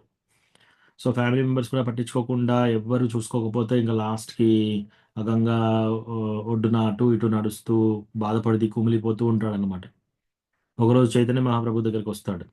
చైతన్య మహాప్రభు దగ్గరికి వచ్చి దండవత్ ప్రణామం చేసి, ఆ, అయ్యా చైతన్య మహాప్రభు, నాకు ఏదో ఒక దారి చూపించండి, ఇంత బాధపడుతున్నాను నేనంటే, నువ్వు చాలా తప్పు చేశావు, నువ్వు నా యొక్క శుద్ధ భక్తుడి ని అపరాధం చేశావు. కాబట్టి ఆ అపరాధానికి నువ్వు ఎస్పెషల్లీ నలుగురిలో బ్లేమ్ చేయడం అనేది చాలా పెద్ద అపరాధం. నలుగురిలో బ్లేమ్ చేయడం అనేది అది చాలా చాలా తప్పు. ఒక్కరితో ఒకరు మాట్లాడితే అది వేరే, కానీ నలుగురిలో బ్లేమ్ చేయడం అనేది చాలా పెద్ద అపరాధం అవుతుంది. వాళ్ళని చంపాలని, లేకపోతే వాళ్ళ యొక్క పేరు భంగపరచాలని చెప్పేసి ఇట్లా చేశారనుకోండి, అది చాలా పెద్ద అపరాధం అవుతుంది. సో ఆ అపరాధం కింద ఇప్పుడు నీకు కుష్టి వ్యాధి వచ్చింది, ఇది ఇది ప్రారంభం. నీకేమవుతుంది తెలుసా, ఇట్లా నువ్వు కొన్ని కోట్ల జన్మలు ఎత్తుతావు, 10 కోట్ల జన్మలు ఇలా ఎత్తుతావు. ఆ తర్వాత నువ్వు యమరాజును చూస్తావు. యమరాజు దగ్గరికి వెళ్ళి, యమరాజు అప్పుడు నీ ఒక్కొక్క తప్పుకి 14,000 సంవత్సరాలు శిక్షిస్తాడు. సారీ, 14,000 సార్లు నీ తప్పులను 14,000 సార్లు శిక్ష పడుతుంది నీకు. యమధర్మరాజుని ఎప్పుడు చూస్తాడు? 10 కోట్ల జన్మల తర్వాత చూస్తాడు. ఆ 10 కోట్ల జన్మలు ఇలాంటి ప్రాబ్లమ్స్ ఉంటాయి. అప్పుడు ఆయనే చెప్తాడనమాట, నేను నిన్ను క్షమించలేను, ఎందుకంటే నువ్వు నా శుద్ధ భక్తుడిని అపరాధం చేశావు. కాబట్టి నువ్వు నీ అపరాధాన్ని తొలగించుకోవాలంటే నువ్వు శ్రీవాస్ ఠాకూర్ దగ్గరికి వెళ్ళి ఆయన్నే క్షమాపణ అడగాలి. అప్పుడు ఇమ్మీడియట్‌గా వెళ్తాడు. వెళ్ళి శ్రీవాస్ ఠాకూర్ దగ్గరికి వెళ్ళి దండవత్ ప్రణామం చేసి నన్ను మన్నించండి, నన్ను క్షమించండి అంటే శ్రీవాస్ ఠాకూర్ ఇమ్మీడియేట్‌గా ఆయన లేపుతాడు. లేపి ఏం లేదు, నేను అసలు సీరియస్‌గా ఏమి తీసుకోలేదు. అసలు నేను అపరాధమే తీసుకోలేదు అంటాడాయన. సో, వైష్ణవులు ఎప్పుడైనా సరే ఎవరైనా ఏమన్నా అన్నా కూడా వాళ్ళు అపరాధంగా తీసుకోరు. వాళ్ళ గురించి చెడుగా ఆహ్, అనుకోరు. సో, అట్లా అనేసి ఆయన అంటాడు, నన్ను క్షమించండి అని. ఎప్పుడైతే శ్రీవాస్ ఠాకూర్ క్షమిస్తాడో ఇమ్మీడియేట్‌గా చైతన్య మహాప్రభు వాళ్ళకి ప్రేమ భక్తి ఇస్తాడు అతనికి. కుష్టి వ్యాధి పోయి ప్రేమ భక్తి వస్తుంది. వచ్చి వీళ్ళ ఇన్సైడర్ వీళ్ళ టీమ్‌లో ఒక భక్తుడిగా జాయిన్ అయితాడనమాట. సో, అట్లా అదొకటి ఎగ్జాంపుల్. సో, భక్తుల పట్ల మనము నెగెటివ్ ఫీలింగ్స్ పెట్టుకుంటే బయటికి అననంత వరకు పర్వాలేదు. బయటికి ఎవరన్నా మనం లేనప్పుడైనా సరే ఎవరైనా ఇద్దరు మాట్లాడుకుంటున్నారనుకోండి. బయటికంటున్నారు, ఇద్దరు మాట్లాడుకుంటున్నారు. సో, అప్పుడైనా అయిపోయింది బయటికన్నారు. కాబట్టి అది అపరాధం కిందకొస్తుంది. అయితే గురు మహారాజ్ ఏం చెప్తారంటే, గోపాల చాపల చాలా లక్కీ. ఎందుకు లక్కీ? ఆయనే కుష్టి వ్యాధి ఇమ్మీడియేట్‌గా వచ్చింది. కానీ ఇప్పుడున్న కొందరు కొందరు ఎ ఎం అపరాధాలు చేసే వాళ్ళకి ఏం జరగట్లేదంటే, ఇంకా అపరాధాలు చేసే ఛాన్స్ ఇంకా ఎక్కువుంది వాళ్ళకి. సో, అట్లా అపరాధాలు చేసి చేసి చాలా పెద్ద పెద్ద పనిష్మెంట్స్ ఉంటాయి వాళ్ళకి. సో, అట్లా అన్నమాట. సో, మనము ఏ డివోటీ పట్ల కూడా ఎవరైనా సరే ఇప్పుడు భార్యాభర్తల ప్రాబ్లమ్స్‌తో వస్తారు. లేదా ఇద్దరు డివోటీస్‌తో ఒక ప్రాబ్లమ్‌గా వస్తారు. అప్పుడు మనం ఒక సైడ్ తీసుకోకూడదు. ఒక సైడ్ తీసుకుంటే ఇంకో డివోటీని మనము అపరాధం చేసినట్టు అవుతుంది. కాబట్టి మనం ఎప్పుడు సైడ్ తీసుకోకూడదు. ఈ డివోటీ రైటు, ఆ డివోటీ రాంగు, ఇట్లా మనం సైడ్స్ తీసుకోకూడదు. అది చాలా చాలా కేర్‌ఫుల్ అనమాట. మనం అందుకే అపరాధాలు చేయకుండా చాలా కేర్‌ఫుల్‌గా ఉండాలి. ఎవరన్నా అపరాధాలు చేస్తున్నా కూడా మనం వాళ్ళు వింటే చాలా జాగ్రత్తగా చెప్పాలి వాళ్ళకి. ఇంకా వినకపోతే ఇంకా వాళ్ళకి ప్రాబ్లమ్స్ డెఫినిట్‌గా ఉంటాయి. So, yes Mataji. Thank you Prabhuji. లోపట పెట్టుకున్నంత ప్రణామాలు. వరకు ఏం కాదు. కానీ బయటికంటే మాత్రం యెస్, అది అపరాధం కిందకవుతుంది. Thank you Prabhuji. హ్మ్. అందుకే డివోటీస్‌తో డీలింగ్ చేసేటప్పుడు మనం చాలా కేర్‌ఫుల్‌గా ఉండాలనమాట. మీకు ఇంకొక పాస్ట్ టైమ్ చెప్తాను. ఇదే పాయింట్‌లో. మాధవేంద్రపురి. సో, మాధవేంద్రపురి మన మొత్తము అందరు ఆచార్యాలలో బ్రహ్మ, మధ్వ, గౌడీయ సంప్రదాయంలో మొత్తంలో మాధుర్య రస అనేది ఎవరు స్టార్ట్ చేయలేదు. మాధవేంద్రపురి ఫస్ట్ డివోటీ మాధుర్య రస అనేది అందరికీ చెప్పాడనమాట. సో, అంత పెద్ద డివోటీ. ఆ మాధవేంద్రపురికి నిత్యానంద ప్రభు ఆయన దగ్గర శిక్షా గురువు తీసుకుంటాడు. అంటే శిక్ష తీసుకుంటాడు. మాధవేంద్రపురి శిక్షా గురు నిత్యానంద ప్రభుకి. అద్వైతాచార్యకి గురు. చైతన్య మహాప్రభు మాధవేంద్రపురి యొక్క శిష్యుడి దగ్గర దీక్ష తీసుకుంటాడు ఈశ్వరపురి దగ్గర. సో, ఆ మాధవేంద్రపురికి ఏమవుతుందంటే ఓల్డ్ ఏజ్, బాగా ముసలివాడు ఓల్డ్ ఏజ్ వచ్చిన తర్వాత ఆయన ఏం పనులు చేసుకునేటట్టు లేరనమాట. అట్లా ఆ డివోటీ ఎందుకలా అవుతారు? మిగతా డివోటీస్‌కి ఆ సేవ ఇస్తున్నారిప్పుడు. అది కూడా వాళ్ళ యొక్క కరుణ. ఎప్పుడు కూడా మనము గురు మహారాజ్ చాలా ఓల్డ్ అయిపోయారు. ఇప్పుడు ఆయన పని కూడా ఆయన చేసుకోలేకపోతున్నారు అనుకోకూడదు మనం. గురు మహారాజ్ ఓల్డ్ అయిపోయి కూడా సేవ ఎవరికన్నా ఇస్తున్నారు అంటే వాళ్ళ పైన కరుణ ఉంటేనే అలాంటి సేవ దొరుకుతుంది. సో, ఈశ్వరపురి ఏం చేస్తున్నాడు? ఒకసారి ఈశ్వరపురి కంటే ముందు ఆయన ఇంకొకటి రామచంద్రపురి ఇంకొక డిసైపుల్, ఇంకొక శిష్యుడు. సో, బాగా ఏడుస్తున్నాడు మాధవేంద్రపురి. ఎందుకు ఏడుస్తున్నాడు? నాకింకా కృష్ణ కనిపించట్లేదు. కృష్ణని మిస్ అయితున్నానని చెప్పి ఆయన కళ్ళనీళ్ళు పెట్టుకొని బాగా ఏడుస్తున్నాడు. అప్పుడు ఈ రామచంద్రపురి వచ్చేసి ఈ చాలా చిన్న డివోటీ.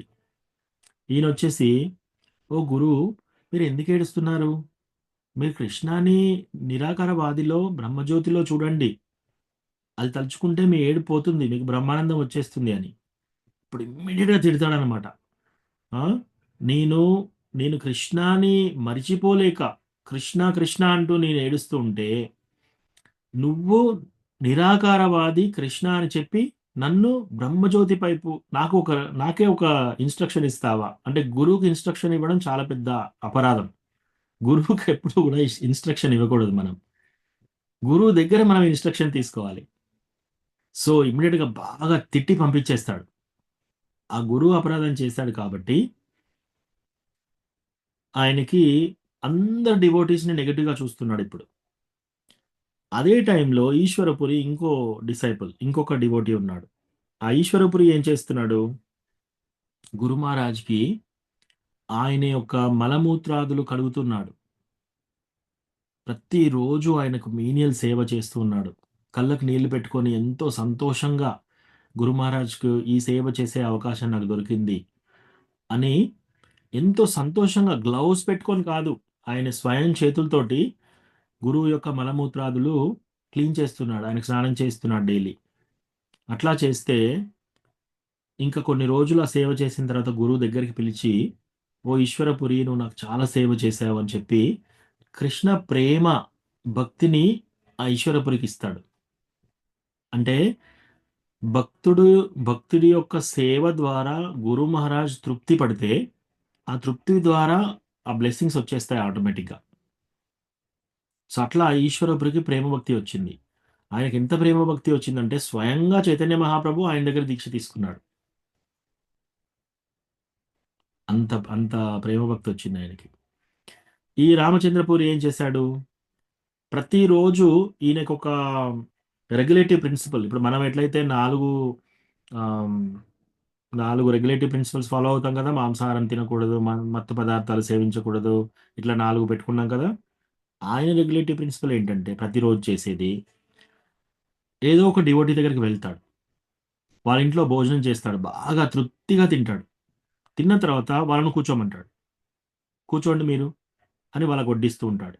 వాళ్ళు తింటారు బాగానే. తిన్నాక ఇంకా చాలు నాకంటే, లేదు లేదు లేదు, మీరు ఇంకా తినాలి, మీరు ఇంకా తినాలి, ఇవి నా రెమినెంట్స్, నేను తిన్న తర్వాత మీరు తింటున్నారు కాబట్టి ఇది నా యొక్క మహామికు అని చెప్పేసి ఇంకా వడ్డిస్తాడు, ఇంకా వడ్డిస్తాడు, ఇంకా వడ్డిస్తాడు. వాళ్ళు కాదనలేక ఈయన ఇంత పెద్ద మనిషి పెడుతున్నాడు కదా అని చెప్పేసి వాళ్ళందరూ భోజనం చేసిన తర్వాత, అగ్గో చూడండి, ఇంత తింటారు మీరు, ఇంత తిండి తినే వాళ్ళకి ఇంద్రియ నిగ్రహం ఎలా ఉంటుంది? మీరేం డివోటీస్, మీరందరూ చైతన్య మహాప్రభుని ఫాలో అవుతున్నారు, ఆయనేం డివోటీ అని ప్రతిరోజు చైతన్య మహాప్రభుని దూషిస్తున్నాడు. ఆయన కొందరు టీం పెట్టుకున్నాడు. ఆ టీం ద్వారా ఈ డివోటీ ఏం చేస్తున్నాడు, ఆ డివోటీ ఏం తప్పు చేస్తున్నాడు, అన్ని తప్పులు ఎంచుతున్నాడు అనమాట. సో గురు మహారాజ్ ఏమంటాడంటే, ఒక డివోటీలో మనం తప్పులు ఎంచుతున్నాము అంటే అది ఒక ఇంద్రియ తృప్తి, అది కూడా ఇంద్రియ తృప్తి. ఒక డివోటీలో అసలు మనం నెగిటివ్ చూడకూడదు. ఒక డివోటీలో ఏదైనా నెగిటివ్ ఉన్నా కూడా ఆ చెడు స్వభావం ఏదైనా కనిపించినా సరే మనం చూడకూడదు దాన్ని. అలా చూస్తేనే అదే ఇంద్రియ తృప్తి చేస్తున్నామని అర్థం. సో ఈయనే కొందరి స్పైలను గుడాచారులను పెట్టేసి చైతన్య మహాప్రభు ఏం చేస్తున్నాడు, ఎన్ని ప్రయత్నాలు చేసినా ఒక్క తప్పు దొరకట్లేదు చైతన్య మహాప్రభు మీద. ఇంకా లాస్ట్కి అందరికీ చెప్తున్నాడు, ఇట్లా అందరూ అంటున్నాడు, చైతన్య మహాప్రభు వాళ్ళ ఫాలోవర్స్ బాగా తింటున్నారు ఫుడ్, వాళ్ళు బాగా ప్రసాదం తింటారు, ఇది అంటే అప్పటికే చైతన్య మహాప్రభు గోవిందాన్ని పిలిచేసి ఆయన సెక్రటరీని, ఈ రోజు నుంచి నా ప్రసాదం సగం చేయండి, నేను ఓన్లీ రైస్ ఒక సబ్జీ తీసుకుంటాను అని. భక్తులందరూ చాలా బాధతో ఏడుస్తున్నారు.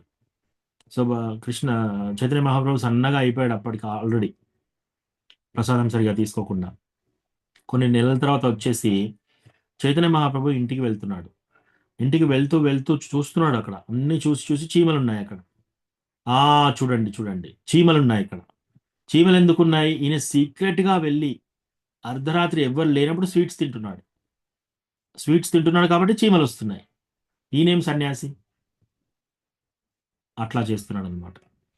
సో ఒకే గురువు కింద ఇద్దరు శిష్యులు, ఒక శిష్యుడేమో ఆయన గురు మహారాజ్కి మలమూత్రాదులతో సహా క్లీన్ చేసి ఆయనకు సేవ చేసి ప్రేమ భక్తి పొందాడు.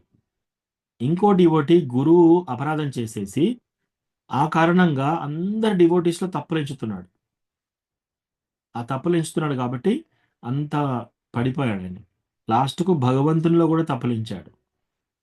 సో అందుకని మన భక్తి జీవితంలో ఎస్పెషల్లీ డివోటీస్ మధ్యలో చాలా చాలా చాలా కేర్ఫుల్గా ఉండాలి మనం. ఇతరత్ర డివోటీస్తో ఉన్నప్పుడు వాళ్ళ వాళ్ళ శరీరం బట్టి వాళ్ళ యొక్క వాళ్ళ యొక్క శరీరాన్ని చూసి మనం ఏమి అంచనా వేయలేం వాళ్ళ లోపల ఎంత భక్తి ఉందో. కృష్ణ గురించి ఏం చేస్తున్నారో మనకు తెలియదు. 16 రౌండ్లు చేసేటప్పుడు వాళ్ళ లోపల ఎంత ప్రేమ ఉందో మనకు తెలియదు. బయటికి కనపడదు. బయటికి ఒక రకంగా ఉంటారు కానీ లోపల ఎంత ప్రేమ ఉందో. కాబట్టి మనం డివోటీస్‌తో చాలా చాలా ప్రేమ యుక్త సంబంధాలు పెట్టుకోవాలనమాట. నెగెటివ్ కామెంట్స్ ఎప్పుడు పాస్ చేయకూడదు డివోటీస్ మీద. ఆ! మనకు లీడర్‌షిప్ రోలు అసలు యూజువల్‌గా మనం తీసుకోకూడదు. ఎవరైనా ఇచ్చినా కూడా ఆహ్, చాలా కేర్‌ఫుల్‌గా ఉండాలి డివోటీస్ మధ్యల. టెంపుల్‌లో ఎవరైనా పెద్ద పెద్ద డివోటీస్‌లో వాళ్ళేదైనా ఒక పని చేసినప్పుడు, ఇది నాకు సరిగా అనిపించట్లేదు. ఆ! అని లోపట అది పెట్టుకోవడము, అది కూడా చాలా డేంజర్ యాక్చువల్లీ. మన భక్తి జీవితం అంతా చెడిపోతుంది. ఆ! సో, అందుకని అపరాధాలు డివోటీస్‌తో మాత్రం ఎస్పెషల్లీ చేయకూడదు. ఇంకా ముందుకు వెళ్ళాలంటే అసలు అపరాధాలు మనం ఎవరితోని చేయకూడదు. ఈవెన్ నాన్ డివోటీస్ శత్రువులైనా సరే, వాళ్ళ పట్ల మనము జాలి హృదయంతో, కరుణా హృదయంతో ఉండాలి. వాళ్ళతోని దూరంగా ఉండాలి. ఉంటే పర్వాలేదు. కానీ ఆహ్, వాళ్ళ పట్ల చెడు ఉద్దేశ్యం పెట్టుకోకూడదనమాట. అది మన ప్రేమ భక్తి అడ్డుపడుతుంది. మన ప్రేమ భక్తికి. సో, అది చాలా ఇంపార్టెంట్.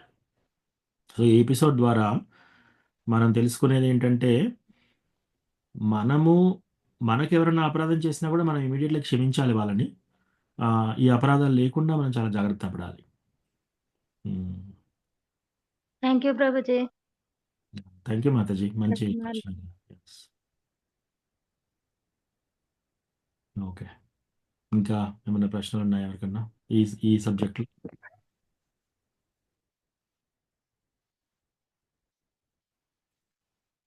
ఒక్కొక్కసారి మనకేదైనా అవమానంగా అట్లా ఎవరైనా ఏమన్నా అంటే మనం ఏం చేయాలి?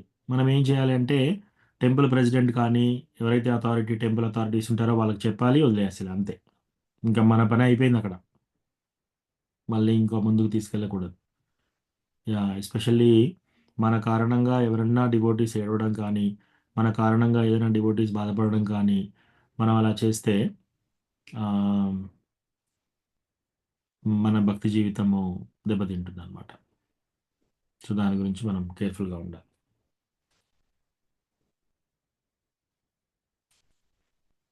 హరే కృష్ణ ప్రభుజీ. మరి మనం బాధపడుతుంటే ఎలా ప్రభుజీ వాళ్ళు ఇతరులు అన్నప్పుడు? ఓకే. సో, మనము డివోటీస్‌గా మనము బాధపడకూడదు మాతాజీ. మీకొక శ్లోక చూపిస్తాను చూడండి.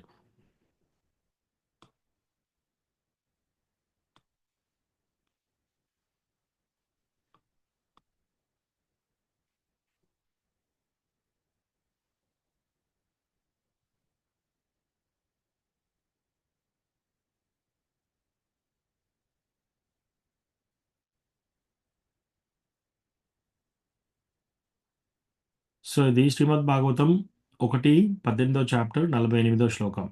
తిరస్కృత్వా విప్రలబ్ధా శప్తాక్షిప్తా హతా అపి నాస్యాతతి ప్రతికుర్వంతే తద్భక్తా ప్రభవో అపి.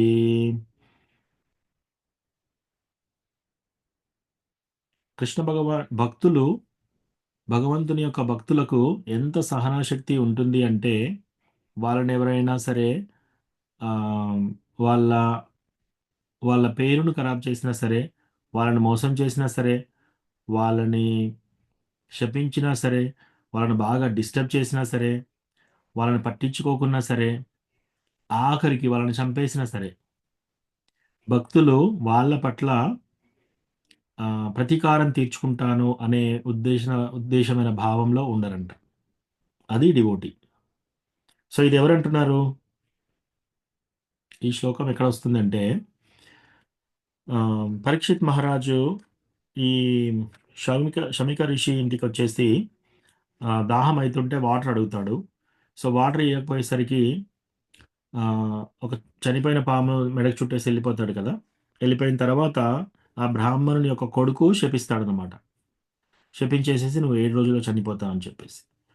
సో, ఇదంతా అయిపోయిన తర్వాత ఆ విషయము పరీక్షిత్ మహారాజ్ తెలుస్తుంది. ఆయన వెళ్ళేటప్పుడే చాలా బాధపడిపోతున్నాడు ఆయన హృదయంలో. అయ్యో! నేను ఎందుకు చేశాను ఆ పని? ఆ పామును కూడా ఎందుకు చుట్టాను? ఆయన నిజంగా మెడిటేషన్‌లో ఉన్నాడేమో! నేను మంచినీళ్ళు అడిగినప్పుడు ఆయన ఆయన వినలేదేమో! నేనెందుకు ఈ పని చేశానని బాగా కుమిలిపోతున్నాడు.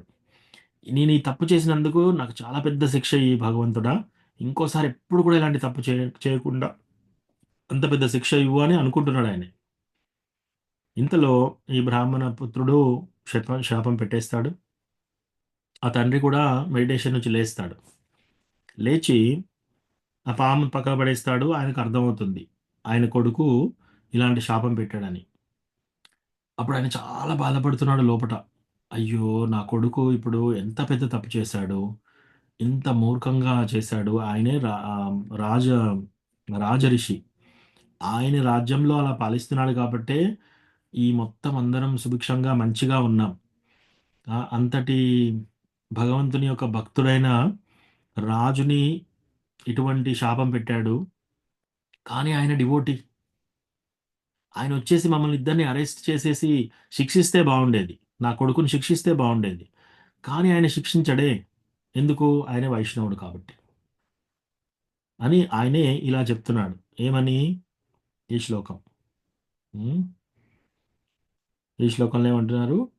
ఎవరైనా మన పేరు ఖరాబ్ చేసినా సరే, ఎవరైనా మనల్ని మోసం చేసినా సరే, ఎవరైనా ఆహ్, కర్స్ అంటే శపించినా సరే, డిస్టర్బ్ చేసినా సరే, పట్టించుకోకపోయినా సరే, ఆఖరికి వాళ్ళని చంపినా సరే, వైష్ణవులంట ప్రతీకారం తీర్చుకునే ఉద్దేశ్యం వాళ్ళకుండదంట. సో, అట్లా తీసుకుంటే ఎవరైనా మన పట్ల ఏమన్నా అవమానంగా చేసినా కూడా మనము అసహిష్ణ శక్తి ఉండాలి మనకి. అట్లా అని మనం డోర్ మ్యాట్ కాకూడదు.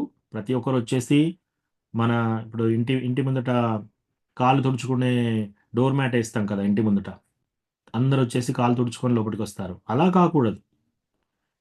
కానీ మనము ఏ డివోటీ ఎవరి పట్లనైనా సరే కూడా బాగా ఆవేదన, బాధ పెట్టుకోకూడదు. అది పెట్టుకున్నా కూడా మన భక్తి పెరగదు. మన కృష్ణ భక్తి ఎంటర్ కాదు. ఈ భక్తి ఏంటి చాలా సంతోషంగా చేసేదనమాట. మనం సాధ్యమైనంత వరకు ఇమ్మీడియేట్‌లీ వాళ్ళని క్షమించాలి. ఇమ్మీడియేట్‌లీ క్షమించాలి. ఒకవేళ పెద్ద తప్పయిపోతే మనం ఏం చేయాలంటే టెంపుల్ అథారిటీస్‌కి చెప్పాలి.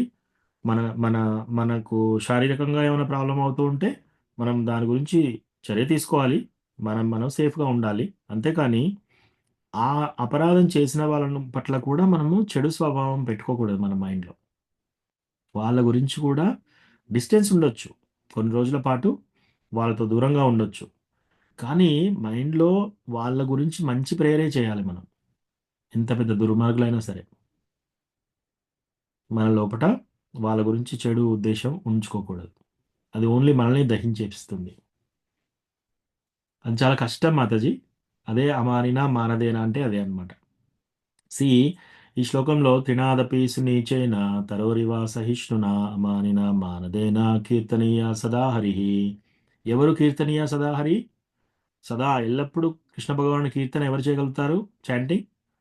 త్రినాదపి సునీచేన ఎవరైతే గడ్డిపోస కంటే వినమ్రతాభావం ఉండి, చెట్టు కంటే సహనశీల్యం ఎక్కువ ఉండి, అందరికీ రెస్పెక్ట్ ఇచ్చి నాకు ఎవ్వరూ రెస్పెక్ట్ ఇవ్వాలి అని అనుకోకుండా ఉండి, అలాంటి వాళ్ళు కీర్తనీయ సదాహరి. వాళ్ళు 24 అవర్స్ చాంటింగ్ చేయగలుగుతారు. హరిదాస్ ఠాకూర్ అలా చేశాడు.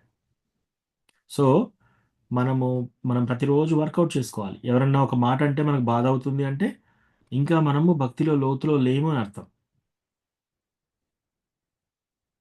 హ్మ్. సో, దాన్ని మనం వర్క్ చేసుకోవాలి. ఆహ్, అట్లా గాని డోర్ మ్యాట్ అయితే కాకూడదు మనం. ప్రతి ఒక్కరొచ్చి మనల్ని అవమానించి వెళ్ళిపోయేటట్టు చేయకూడదు. సో, మనం తీసుకునే జాగ్రత్త తీసుకోవాలి. కానీ మన మనసులో వాళ్ళ పైన చెడు ఉద్దేశ్యం కానీ అట్లా పెట్టుకోకూడదు. ఓకేనా జ్యోతిరూప మాతాజీ? మరి ప్రభుజీ చెడు ఏమి ఉండట్లేదు, ద్వేషం ఏమి ఉండలేదు.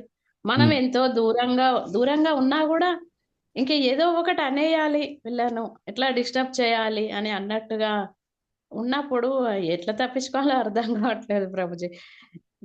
అంటే కాదు మాతాజీ, వాళ్ళు డివోటీసా? నాన్ డివోటీసా?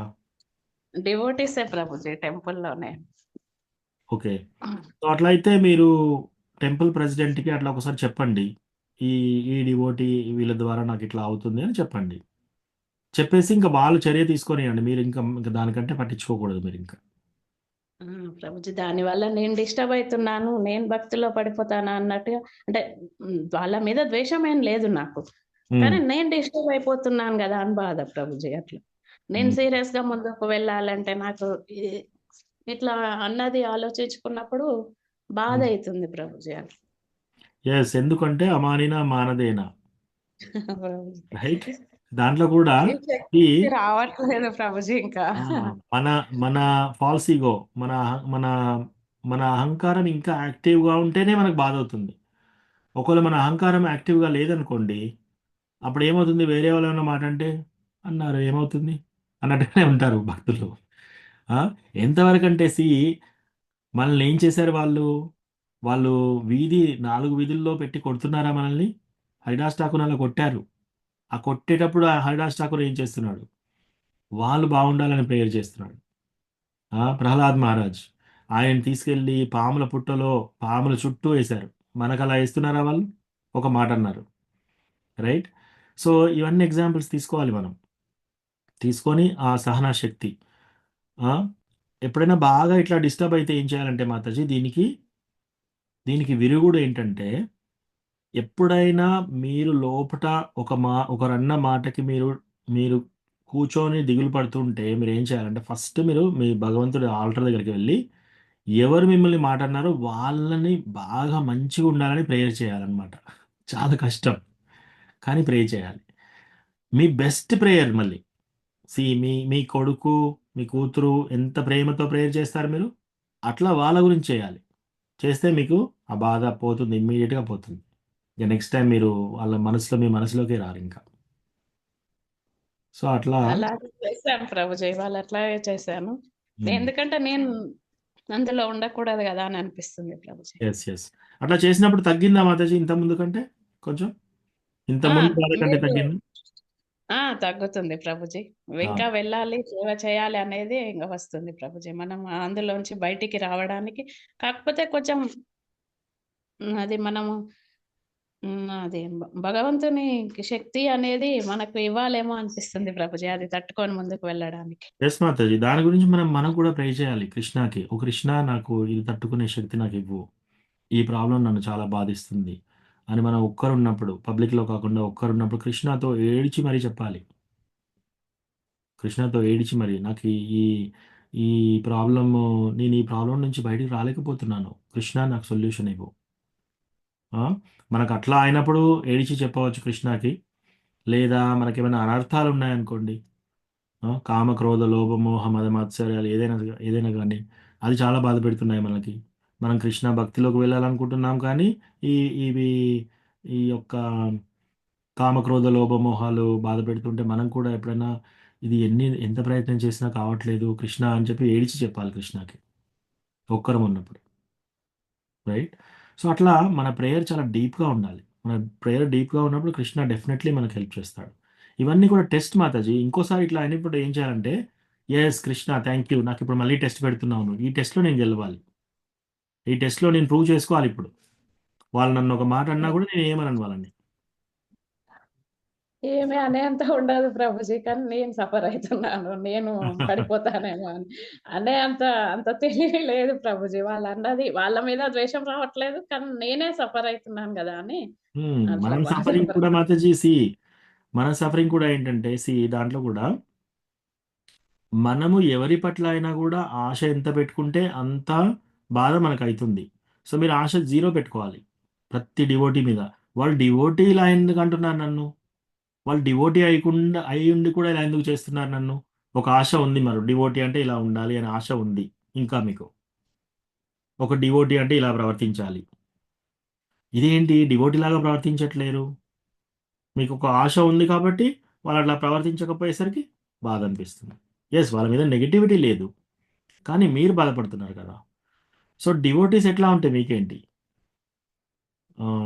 గురు మహారాజ్ ఏం చెప్తారంటే, మనం ఎంత నిస్సంగత్వంలో ఉండాలంటే, డిటాచ్మెంట్లో ఉండాలంటే, సపోజ్ మనం 10 సంవత్సరాల నుంచి చాలా ఇంట్రెస్టింగ్ మనకి ఇష్టమైన సేవ చేస్తూ ఉన్నాం, ఒకసారి సీనియర్ డివోటీ వచ్చేసి ఈ సేవ బంద్ చేసి ఇంకో సేవ చేయంటే అసలు ఈ టెంపుల్ వదిలేసి వెళ్ళిపోవాలి అంటే అట్లా కూడా పోవాలంట మనం. మన సేవను వదిలేసి ఇంకో సేవ తీసుకోవాలి. సో మన సేవకు కూడా మనం అటాచ్ కాకూడదు, సేవా భావానికి అటాచ్ కావాలి. రైట్. సో ఒక ఒక గడ్డిపోస ఎన్నిసార్లు తొక్కినా సరే, తొక్కినంతసేపు వంగుతుంది, తర్వాత స్లోగా లేస్తుంది మళ్ళీ. ఎప్పుడు ప్రొటెస్ట్ చేయదు. ఆ, చెట్టు ఎన్ని కొమ్మలు కట్ చేసినా సరే ఆ, ఇంకా మళ్ళీ మన నీడ ఇస్తుంది. అన్ని కట్ చేసినాక నా కట్టెలు తీసుకుని నీ పొయ్యిలో పెట్టుకోమని చెప్పి చెప్తుంది. అట్లా. ప్లస్ అమానిద మానదేన, ఇది చాలా కష్టం. ఇవన్నిటికంటే ఇది కష్టం. ఓకే, ఇంక ప్రభుపాద ఏం చెప్పారంటే, ఒకసారి ప్రభుపాద కథ చెప్తున్నాడు అనమాట. ఒక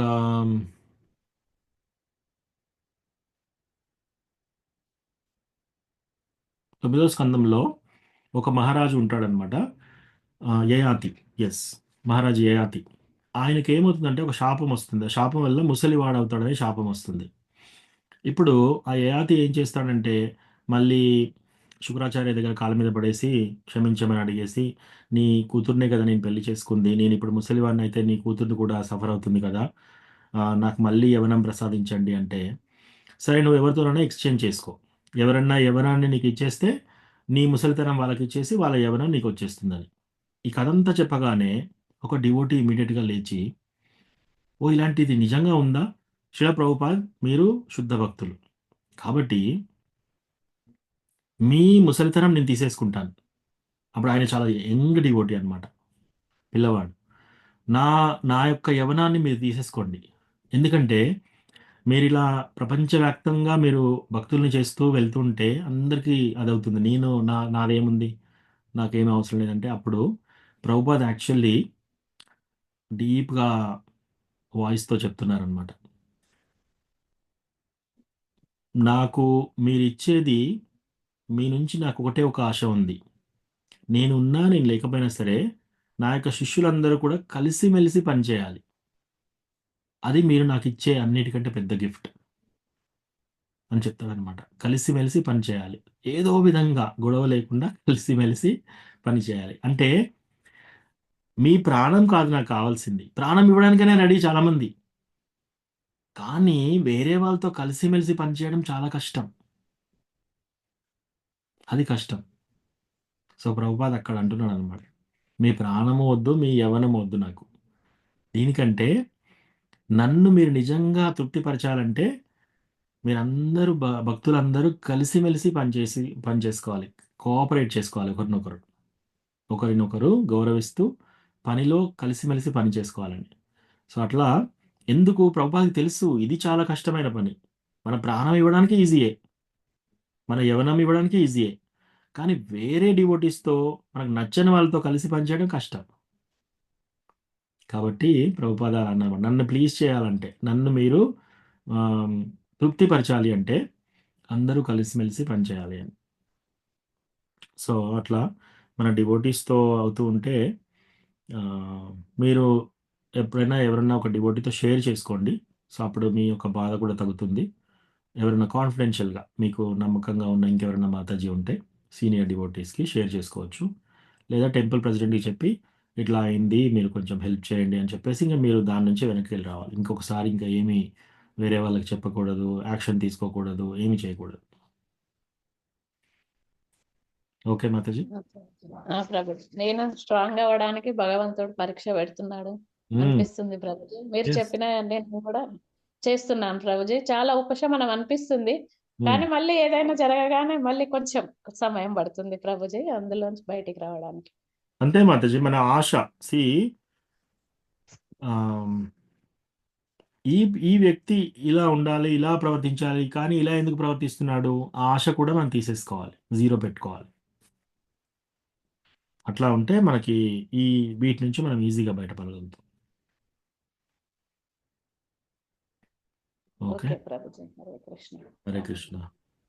హరే కృష్ణ ప్రభుజీ. ఇప్పుడు మాతాజీ చెప్పినట్లు ఉమ్. సరే, మీరు అంతా విన్నాను. నేను కూడా చాంటింగ్ చేసేటప్పుడు గుర్తుకొస్తుంది ప్రభుజీ. అప్పుడు మరి కృష్ణకి ఏం చెప్పుకోవాలో చెప్పండి నాకు.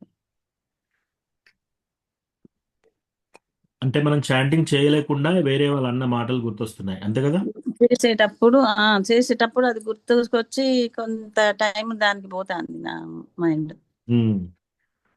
సో అది ఉంటే ఏమవుతుంది అంటే కృష్ణ యాక్చువల్లీ మనకు చెప్తున్నాడు, కృష్ణ యాక్చువల్లీ మనకు హెల్ప్ చేయడానికి ప్రయత్నం చేస్తున్నాడు. మనం ఆ చాంటింగ్ ఆపేసి ఆ ప్రాబ్లం ఏదో అక్కడ సెటిల్ చేసుకోవాలి.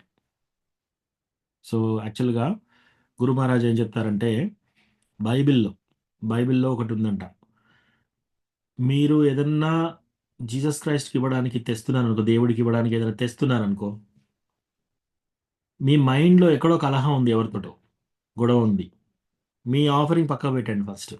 మీరు దేవుడికి తెచ్చే ఆఫరింగ్ పక్క పెట్టి ముందు అది సెటిల్ చేసుకోండి అని.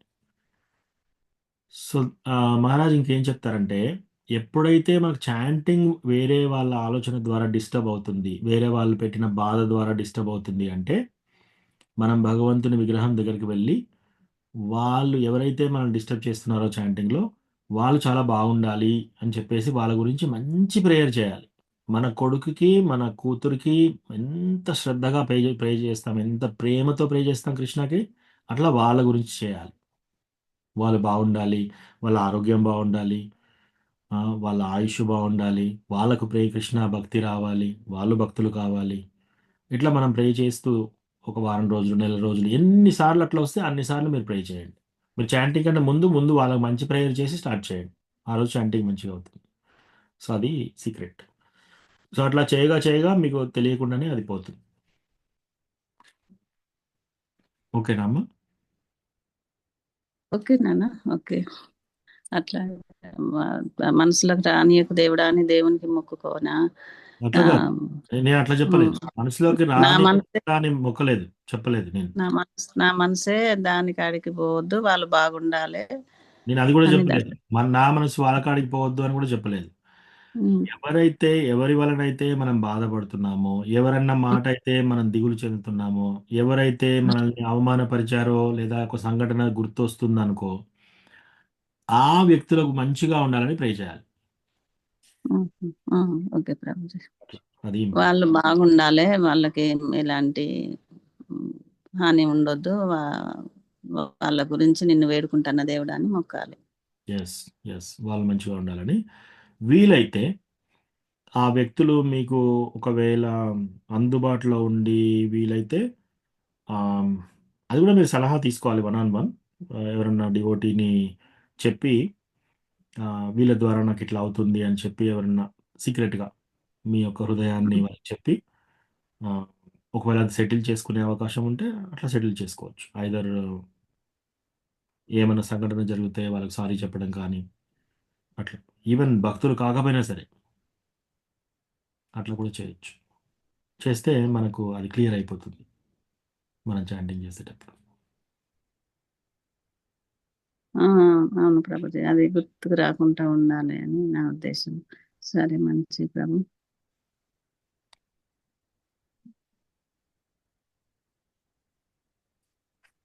ఓకే, ఇక్కడ ఆపుదామా? ఇంకేమైనా లాస్ట్ ప్రశ్న ఉందా ఎవరికన్నా? హరే కృష్ణ ప్రభు ధన్యవాదాలు ప్రభు. ఇది ఇప్పుడు డివోటీస్ కు నాన్ డివోటీస్ కి ఎట్లా అప్లై చేయాలి ప్రభు? ఎందుకంటే నేను ఉండేది నాన్ డివోటీస్ తోనే ఎక్కువ ఉండేది. నేను చేసే ప్రొఫెషన్ అంటే నేను చేసే బిజినెస్ లా వాళ్ళకి ఎట్లా అప్లై చేయాలి ప్రభు ఇది? మన వ్యవహారం నాన్ డివోటీస్తో మనము ఎట్లా వ్యవహారం చేయాలో అట్లా వ్యవహారం చేయాలి.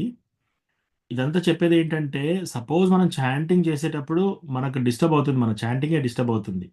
వేరే వాళ్ళు అన్న మాట కానీ, వాళ్ళు మనం మోసం చేసిన తరీకా కానీ, అవన్నీ మనకు మళ్ళీ మళ్ళీ గుర్తొస్తున్నాయి. అప్పుడు ఏం చేయాలంటే ఇది చెప్పాను నేను.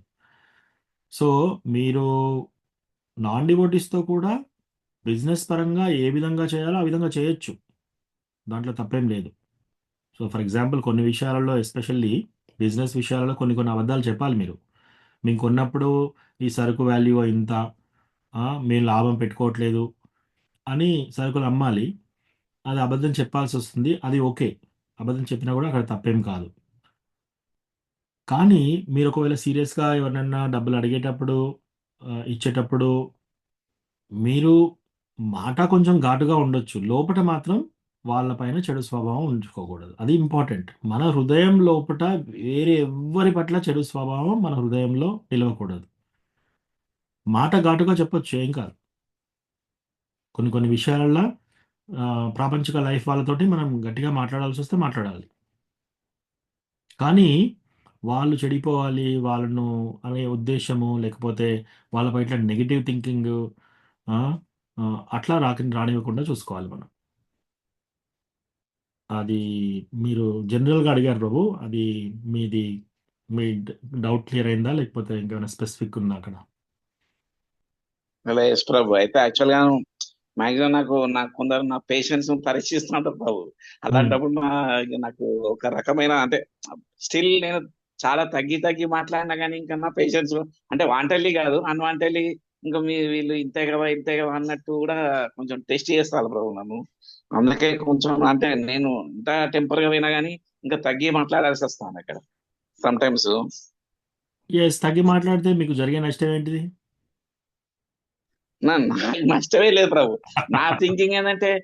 ఇతను ఇంకా ఇంత అంటున్నా నేను ఇంకా తగ్గి ఉండాలా అన్న ఒక రకమైన థింకింగ్ వస్తుంది నాకు. నేను హ్మ్. ఎంత తగ్గినా గానీ మీరు ఇంత అంటే నన్ను ఒక రకమైన టెస్ట్ చేస్తారు ప్రభు. నేను హ్మ్. ఎంత తగ్గి ఉన్నా కానీ వాళ్ళు మీరు ఇంతలే అన్నట్టు చేస్తారు ప్రభు అది. అది ఓకే ప్రభుజీ.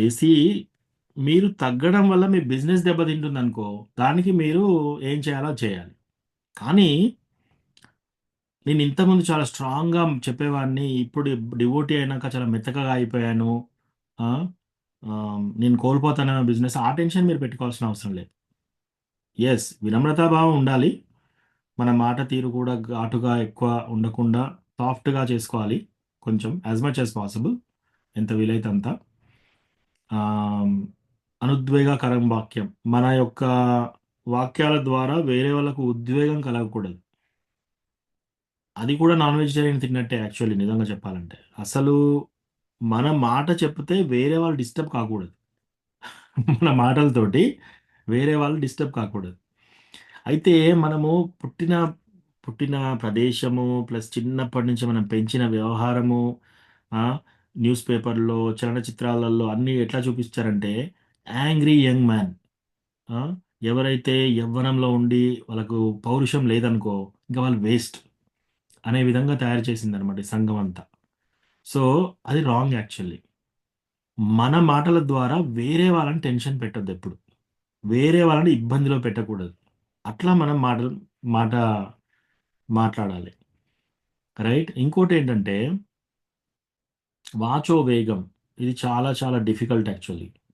ఈ శ్లోకంలో మనకి ఆహ్, దీంట్లో ఉంటుంది. ఉపదేశామృత ఫస్ట్ శ్లోకాలో వాచో వేగం, మనసః క్రోధ వేగం, జిహ్వా వేగం, ఉదరోపస్థ వేగం, ఏతాన్ వేగాన్ యో విషహేత ధీరా సో పృథివీంష శిష్యాత్. ఈ వేగాలను మనం కంట్రోల్ చేసుకోవాలి. అదేంటి వాచో వేగం. మన నోటి నుంచి వచ్చే రెస్పాన్స్ అదొకటి కంట్రోల్‌లో ఉంచుకోవాలి. వాచో వేగం, మనసః మన మనస్సు యొక్క వేగం, క్రోధ వేగం అంటే కోపం. వాచో వేగం, మనసః క్రోధ వేగం, జిహ్వా వేగం. జిహ్వ అంటే నాలుక. ఏదో ఒకటి తినాలనే బాగా వేగం ఉంటుంది. చాలా ఫాస్ట్‌గా ఇది తినాలి, అది తినాలి, ఆకలి. సో, ఆ తినేది కూడా జిహ్వ. తర్వాత ఉదరోపస్థ కడుపు. తర్వాత ఆహ్, స్త్రీ పురుష అంగాలు. వీటిని ఈ వేగాలను అదుపులో పెట్టుకోవాలి. ఎవరైతే ఈ వేగాలను అదుపులో పెట్టుకోగలుగుతారో వాళ్ళు పృథివీంశ శిష్యాత్. వాళ్ళు ఈ జగం మొత్తాన్ని శిష్యులను చేసుకోవచ్చంట. అన్నిటికంటే ఫస్ట్ స్టార్ట్ అయింది ఏంటి? వాచో వేగం. అంటే మన యొక్క మాట. ఈ మాట ఎట్లా ఎళ్ళిపోతుందంటే ఫాస్ట్‌గా ఎళ్ళిపోతుంది. ఎవరైనా ఒక మాట అనగానే 3, 4 వచ్చేస్తాయి మాటలు. ఎవరినైనా సరే. కామ్‌గానే ఉంటారు వాళ్ళు. మనం ఒక మాట అనంగానే వాళ్ళు 3, 4 అంటారు మనల్ని. అంతవరకు కామ్‌గానే ఉంటారు. సో, వాచో వేగం. మనము కోపం 2 రకాలు ప్రభు. ఒకటి మనం లోపటంతా కంట్రోల్‌గా ఉంటాం. కానీ ఎదుటి వాళ్ళని కూల్ చేయడం కోసమో అక్కడ కొంచెం గట్టి మాట అనాలి కాబట్టి, అవసరం కాబట్టి లోపట ఏం లేదు కోపం. ఆవేశం కూడా లేదు. కొంచెం వాయిస్ బిగ్గరే చేసి కఠినంగా చెప్తాం అంతే. అట్లా చెప్పొచ్చు, దాంట్లో తప్పేం లేదు. కానీ కోపం ఇంకోసారి ఎలా వస్తుందంటే, ఒక్కోసారి మన కంట్రోలే తప్పుతాం. మనం ఏం మాట్లాడుతున్నాము, ఏమేమి అంటున్నాము, మన కంట్రోలే ఉండదు. ఆ తర్వాత మనం కూర్చొని బాధపడతాం. అయ్యో! వీళ్ళని ఇన్ని మాటలు అన్నానా నేను? వీళ్ళు నాకంటే పెద్దవాళ్ళు, వీళ్ళు నాకంటే ఇట్లా నేనెందుకు ఇట్లా జారానమాట అని మనం బాధపడుతున్నాం. అది క్రోధవేగం. సో, ఇవన్నీ మనం కంట్రోల్ చేసుకోవాలి. యాక్చువల్‌గా ఇది గ్రేట్‌నెస్. ఇది గ్రేట్‌నెస్. ఏదైనా గొడవలో బాగా కోపంగా, ఉద్వేగంగా మాట్లాడేటోళ్ళు వాళ్ళు గ్రేట్ కాదు. ఎవరు ఎవరు ఎక్కువ కంట్రోల్ చేసుకోగలుగుతారో వాళ్ళు గ్రేట్ యాక్చువల్లీ. కానీ ఇప్పుడు మనకంతా ఎట్లంటే ట్రైనింగ్ అంతా రివర్స్ ట్రైనింగ్ అయిపోయింది. దీని నుంచి మనం బయటికి రావాలంటే కొంచెం కష్టం. ఆ! ప్లస్ మన ఊర్లో ఇంకా ఎక్కువగా ఉంటుంది ఇట్లా ఉద్వేగం ఇవన్నీ. సో, మనం మనము ప్రయత్నపూర్వకంగా తగ్గించుకోవాలి. తగ్గించుకొని ఏమీ కాదు, మన బిజినెస్ ఏం దెబ్బతినదు. మనం చెప్పే మాట కరెక్ట్‌గా చెప్పాలి. చేసే పనంతా చక్కగా చేయాలి. కానీ వేరే వాళ్ళని టెన్షన్ పెట్టకుండా మనం మాట్లాడాలనమాట. నేను స్టార్టింగ్‌లో కొన్ని ఇయర్స్ బ్యాక్ నేను డ్రైవ్ చేసుకుంటూ వెళ్తాననమాట. వెళ్ళేటప్పుడు ఆఫీస్‌కి టైం అయితుంది ఫాస్ట్‌గా. సో, నేను డ్రైవ్ చేస్తూ వెళ్తుంటే నేను ఈ లేన్‌లో వెళ్తాను. ఇప్పుడు అన్నీ ఒక 5, 6 లేన్స్ ఉంటాయి. ఈ కారొచ్చేసి ఎవరు ఏ లేన్ వాళ్ళు ఆ లేన్‌లో ఎళ్ళాలి. వాళ్ళకి తొందరగా లైటేసేసి ఇట్లా వచ్చేస్తారు. అప్పుడేంటంటే నేను వాళ్ళను యాక్సిడెంట్ చేశాననుకో, నా తప్పు కాదు యాక్చువల్లీ వాళ్ళదే తప్పు. హారన్ కొట్టేవాడిని. సో, అట్లా కొట్టిన తర్వాత అరే! నేనెందుకు కోపం, వాళ్ళెంత టెన్షన్‌లో ఉన్నారో, వాళ్ళకి ఏ మీటింగ్ ఉందో, లేకపోతే వాళ్ళ హెల్త్ ఎట్లా ఉందో అని చెప్పేసి వాళ్ళ గురించి ఒక రౌండ్ చాంటింగ్ చేసేవాడిని. వాళ్ళు మంచిగా ఉండాలని. సో, అట్లా కొన్ని రోజులు ప్రాక్టీస్ చేయగా, చేయగా, చేయగా ఇప్పుడెట్లా అయిపోయిందంటే ఎవరైనా వచ్చేసి నాకు ఏమీ అనిపించదు నాకు. నేనెంత బిజీగా ఉన్నా సరే, వాళ్ళెంతమందొచ్చినా సరే నాకేమనిపించదు. వేరే వాళ్ళ డిస్టర్బెన్సెస్ మనల్ని అలజడి చేయడం అనేది జరుగుతుందంటే అది మన ప్రాబ్లమ్. వేరే వాళ్ళ ప్రాబ్లమ్ కాదు. మనం అలజడికి గురైతున్నామంటే అది మన ప్రాబ్లమ్. అది మనం కరెక్ట్ చేసుకోవాలి. మనం లోపల ప్రశాంతంగా ఉండి చేస్తున్నామంటే పర్వాలేదు. మనం సరైన స్టేజ్‌లో ఉన్నట్టు అర్థం. ఓకేనా విజయ రఘునాథ్ ప్రభు? ఎస్ ప్రభు. ఓకే. థ్యాంక్ యూ ప్రభు. యాహ్! కష్టము. ఇది ఈ హర్డిల్ ఇట్లాంటియన్నీ దాటడం ప్రభు టైం పడతది. యాక్చువల్లీ టైం పడుతుంది. ఇది చాలా అదే అదే. కఠినం గూడా. చాలా కఠినం. ఎందుకంటే మీరు కొన్ని జన్మల నుంచి వచ్చిన వాటిని చేంజ్ చేసుకోవడానికి ప్రయత్నం చేస్తున్నారు కాబట్టి చాలా కఠినం. కానీ ఒకసారి ఇది దాటిన తర్వాత మీ లోపట ఏమి అలజడి జరగట్లేదనుకోండి, అప్పుడు మీరు పీస్‌ఫుల్‌గా ఉంటారు. ఎటువంటి సిట్యుయేషన్ బయటైనా సరే. దీంట్లో ప్రభుపాద ఎగ్జాంపుల్ చెప్తాడు కదా! ఆహ్, ఈయనేం చేస్తున్నాడు? విశ్వామిత్ర. సో, విశ్వామిత్ర ఏం చేస్తున్నాడంటే చలికాలము ఒక చెరువులోకి వెళ్ళేసి ఐస్ తవ్వి, ఐస్ మధ్యలో నీళ్ళల్లో ఉండి తపస్సు చేస్తున్నాడాయన. ఎండాకాలంలో ఏం చేస్తున్నాడు? మండే ఎండలో 50 డిగ్రీ టెంపరేచర్ ఉన్నప్పుడు, 60 డిగ్రీ టెంపరేచర్ ఉన్నప్పుడు చుట్టూ మంట పెట్టి మధ్యలో కూర్చొని చేస్తున్నాడు తపస్సు. అప్పుడు ఇంద్ర ఏం చేస్తాడు? మేనకని పంపిస్తాడు. సో, మేనక వచ్చేసి ఆయన ఇంకా కళ్ళు మూసుకొని తపస్సు చేసేటప్పుడు ఓన్లీ ఆమె కాళ్ళ గజ్జెల సప్పుడొస్తుందంతే.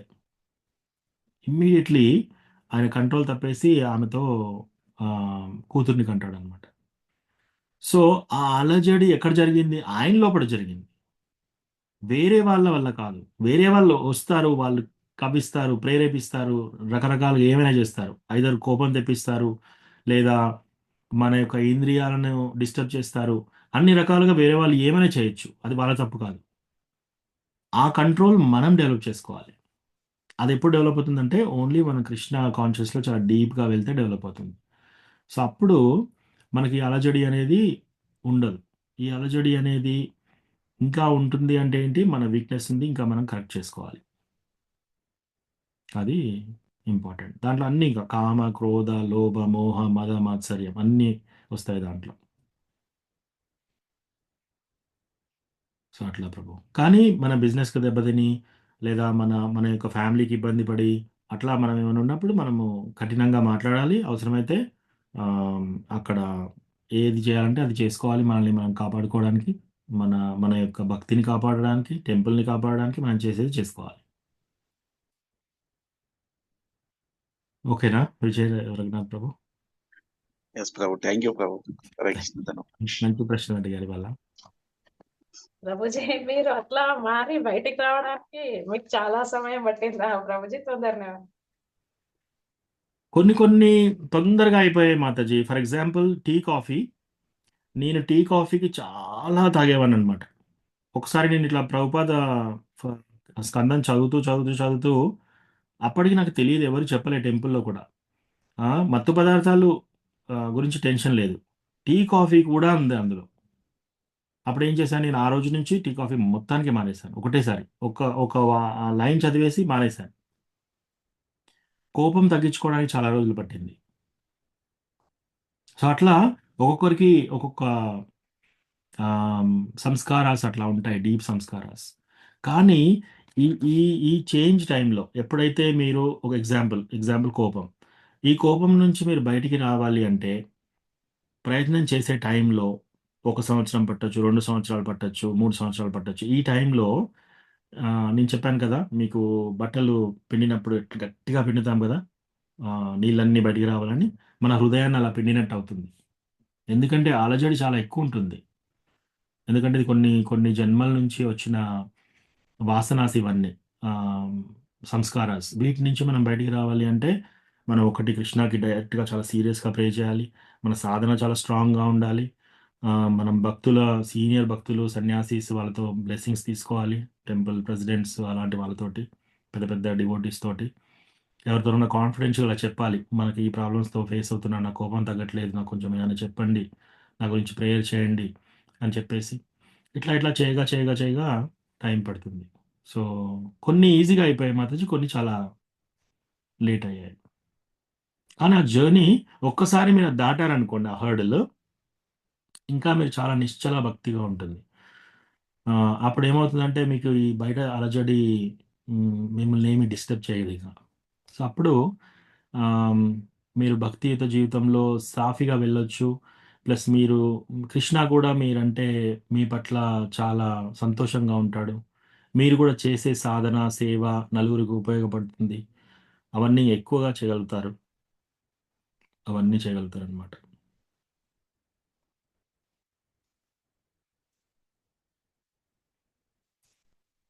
ప్రభుజీ భక్తి చేయడం అంటే ఇవన్నీ దాటుకోవడమే కదా, ఇదే మెయిన్ అని అనిపిస్తుంది ప్రభుజీ. ఇవన్నీ దాటాలి మాతాజీ. కానీ ఒకటి అనర్థ నివృత్తి గురించి మనం మాట్లాడాం ఇప్పుడు. రెండోది అర్థ ప్రవృత్తి. ఇప్పుడు ఒక బాటిల్లో, ఒక పాల గ్లాస్లో ఇంక్ పడింది అనుకోండి, మీరు ఇంక్ తీయడానికి ప్రయత్నం చేయకూడదు. మీ యొక్క అనర్థాన్ని తీసేయడానికి ప్రయత్నం ఎక్కువగా చేయకూడదు. మీరేం చేయాలి, ఆ పాల గ్లాస్ ఇంక్ ఉంటే ఏం చేయాలి, ఇంకా పాలు పోస్తూ ఉండాలి, పోస్తూ ఉండాలి. ఎంత పోయాలి అంటే అవి పొర్లి పొర్లి పొర్లి ఓన్లీ ఆ ఇంక్ అంతా పోయి కొన్ని రోజులకి ఆ పాలే మిగిలిపోతాయి. సో అట్లా మనం భాగవతం ఎక్కువగా చదవడము, చాంటింగ్ చేసుకోవడము, టెంపుల్లో సేవ చేయడము, ఇట్లా ఇట్లా ఇట్లా చేస్తూ ఉంటే ఆటోమేటిక్గా మన ఈ చిన్న చిన్న అనర్థాలన్నీ ఇప్పుడు ఉన్నాయన్నీ కొన్ని సంవత్సరాలు డిసపియర్ అయిపోతాయి. ఇంకా మళ్ళీ మనకు అసలు అవి ఉన్నాయా అని కూడా మనం మర్చిపోతాం. అట్లా అవుతాయి అన్నమాట. సో మనం ఫోకస్ అంతా ఏం చేయాలంటే కృష్ణ భక్తి, ఎక్కువగా క్లాసెస్ వినడము, భాగవతం చదవడము, చాంటింగ్ చేయడము, మన అబ్జార్ప్షన్ అంతా కృష్ణ మీద ఉండడము, అట్లా చేయాలి. అది ఎక్కువగా చేయాలి. అఫ్ కోర్స్ ఈ ప్రాబ్లం నాకు ఉంది అని కూడా తెలుసుకోవాలి. ఈ రెండు చేస్తే ఆటోమేటిక్గా ఆ పడిన ఇంక్ తీసేసినట్టు ఆటోమేటిక్గా అనర్థ కూడా మెల్లమెల్లగా వెళ్ళిపోతుంది. Okay Prabhuji, okay, thank you ప్రభుజీ. హరే కృష్ణ. Thank you. మీరు చెప్తున్న కొద్దీ అంటే మాకు ఇంకా దృఢంగా చేయాలి అనేది అయితే అనిపిస్తుంది ప్రభుజీ. మీరు చెప్పినవి పాటిస్తున్నప్పుడు చాలా ఆనందంగా అనిపిస్తుంది, కానీ కొంచెం సమయం పడుతుంది అని తెలుస్తుంది ప్రభుజీ. ఎస్ అది మాతాజీ, దాటాలి. ఈజీ కాదు, ఏ విషయాలు ఈజీ కాదు. కాకపోతే ఫస్ట్ ఆఫ్ ఆల్ మనకి ప్రాబ్లం ఉంది అని తెలుసుకోవడం ఫస్ట్ సగం విజయం అక్కడ. కొందరికి ఆ ప్రాబ్లం ఉంది అని కూడా తెలియదు, కొందరికి అసలు ప్రాబ్లం అని కూడా తెలియదు. కొందరు ఏమనుకుంటారు, కోపం రావడం చాలా పెద్ద విశేషం, నాకు సరైన సమయంలో కోపం రావట్లేదంటే నేను అసలు మనిషినే కాదు, లేకపోతే ఇట్లా అనుకుంటారు అనమాట. సో వాళ్ళ కోపం రావడము తప్పు అని కొందరికి తెలియదు. సో దానికంటే ఇప్పుడు మనం ఏం చేస్తున్నాము, ఇవి అనర్థాలు, ఇవి మంచి కాదు అని తెలుసుకోవడమే ఫస్ట్ విజయం. అలా తెలుసుకొని ఇంకా దాని నుంచి బయటికి రావడానికి ప్రయత్నం చేస్తున్నారంటే మీరు ఆల్రెడీ చాలా మెట్లు ఎక్కి ఉన్నారనమాట. సో ఎస్, కొన్ని కొన్ని రోజులు, కొన్ని సంవత్సరాలలో ఇవన్నీ పోతాయి. అప్పుడు మీకు చాలా మీ మీ భక్తి మీరు చాంటింగ్ చేసేటప్పుడు ఇంకా అప్పుడంతా మీకు చాలా హ్యాపీనెస్ ఉంటుంది. ఇవన్నీ దాటినాక. Okay. Okay Prabhuji. Hare thank Krishna. You. Hare Krishna. ఇక్కడ ఆపుదాము. వాంఛకల్పతరుభ్యస్య కృపా సింధుభ్య ఏవ చ పతితానాం పావనేభ్యో వైష్ణవేభ్యో నమో నమః. అనంతకోటి వైష్ణవృందికి జై. శ్రీల ప్రభుపాద జై కీ జై. జై. నేను చైతన్య మహాప్రభుకు ప్రేయర్ చేస్తున్నాను.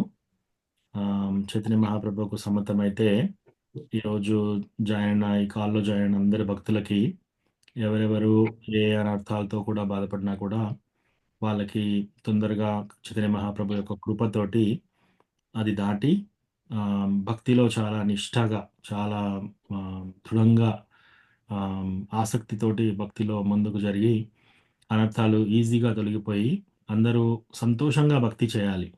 ప్లస్ నలుగురిని అందరినీ చాలామందిని ఇన్స్పైర్ చేసి భక్తిలోకి తీసుకురాగలిగేలాగా మనందరినీ ఆశీర్వదించమని, ప్లస్ మనకు కావాల్సింది ఏమేమి కావాలో అవి మనకి ఇవ్వమని చెప్పి ఈ విషయంలో చైతన్య మహాప్రభుకు మనం ప్రేయర్ చేద్దాం. ఎవరైనా ఈ ప్రేయర్తో కొంత కానీ పూర్తిగా కానీ ఏకీభవిస్తే అన్మ్యూట్ చేసి హరే కృష్ణ అని చెప్పండి. హరే కృష్ణ. హరే హరే కృష్ణ కృష్ణ హరే హరే కృష్ణ కృష్ణ హరే కృష్ణ హరే కృష్ణ హరే హరే హరే హరే రామ హరే హరే రామ రామ హరే రామ రామ రామ రామ హరే హరే హరే హరే.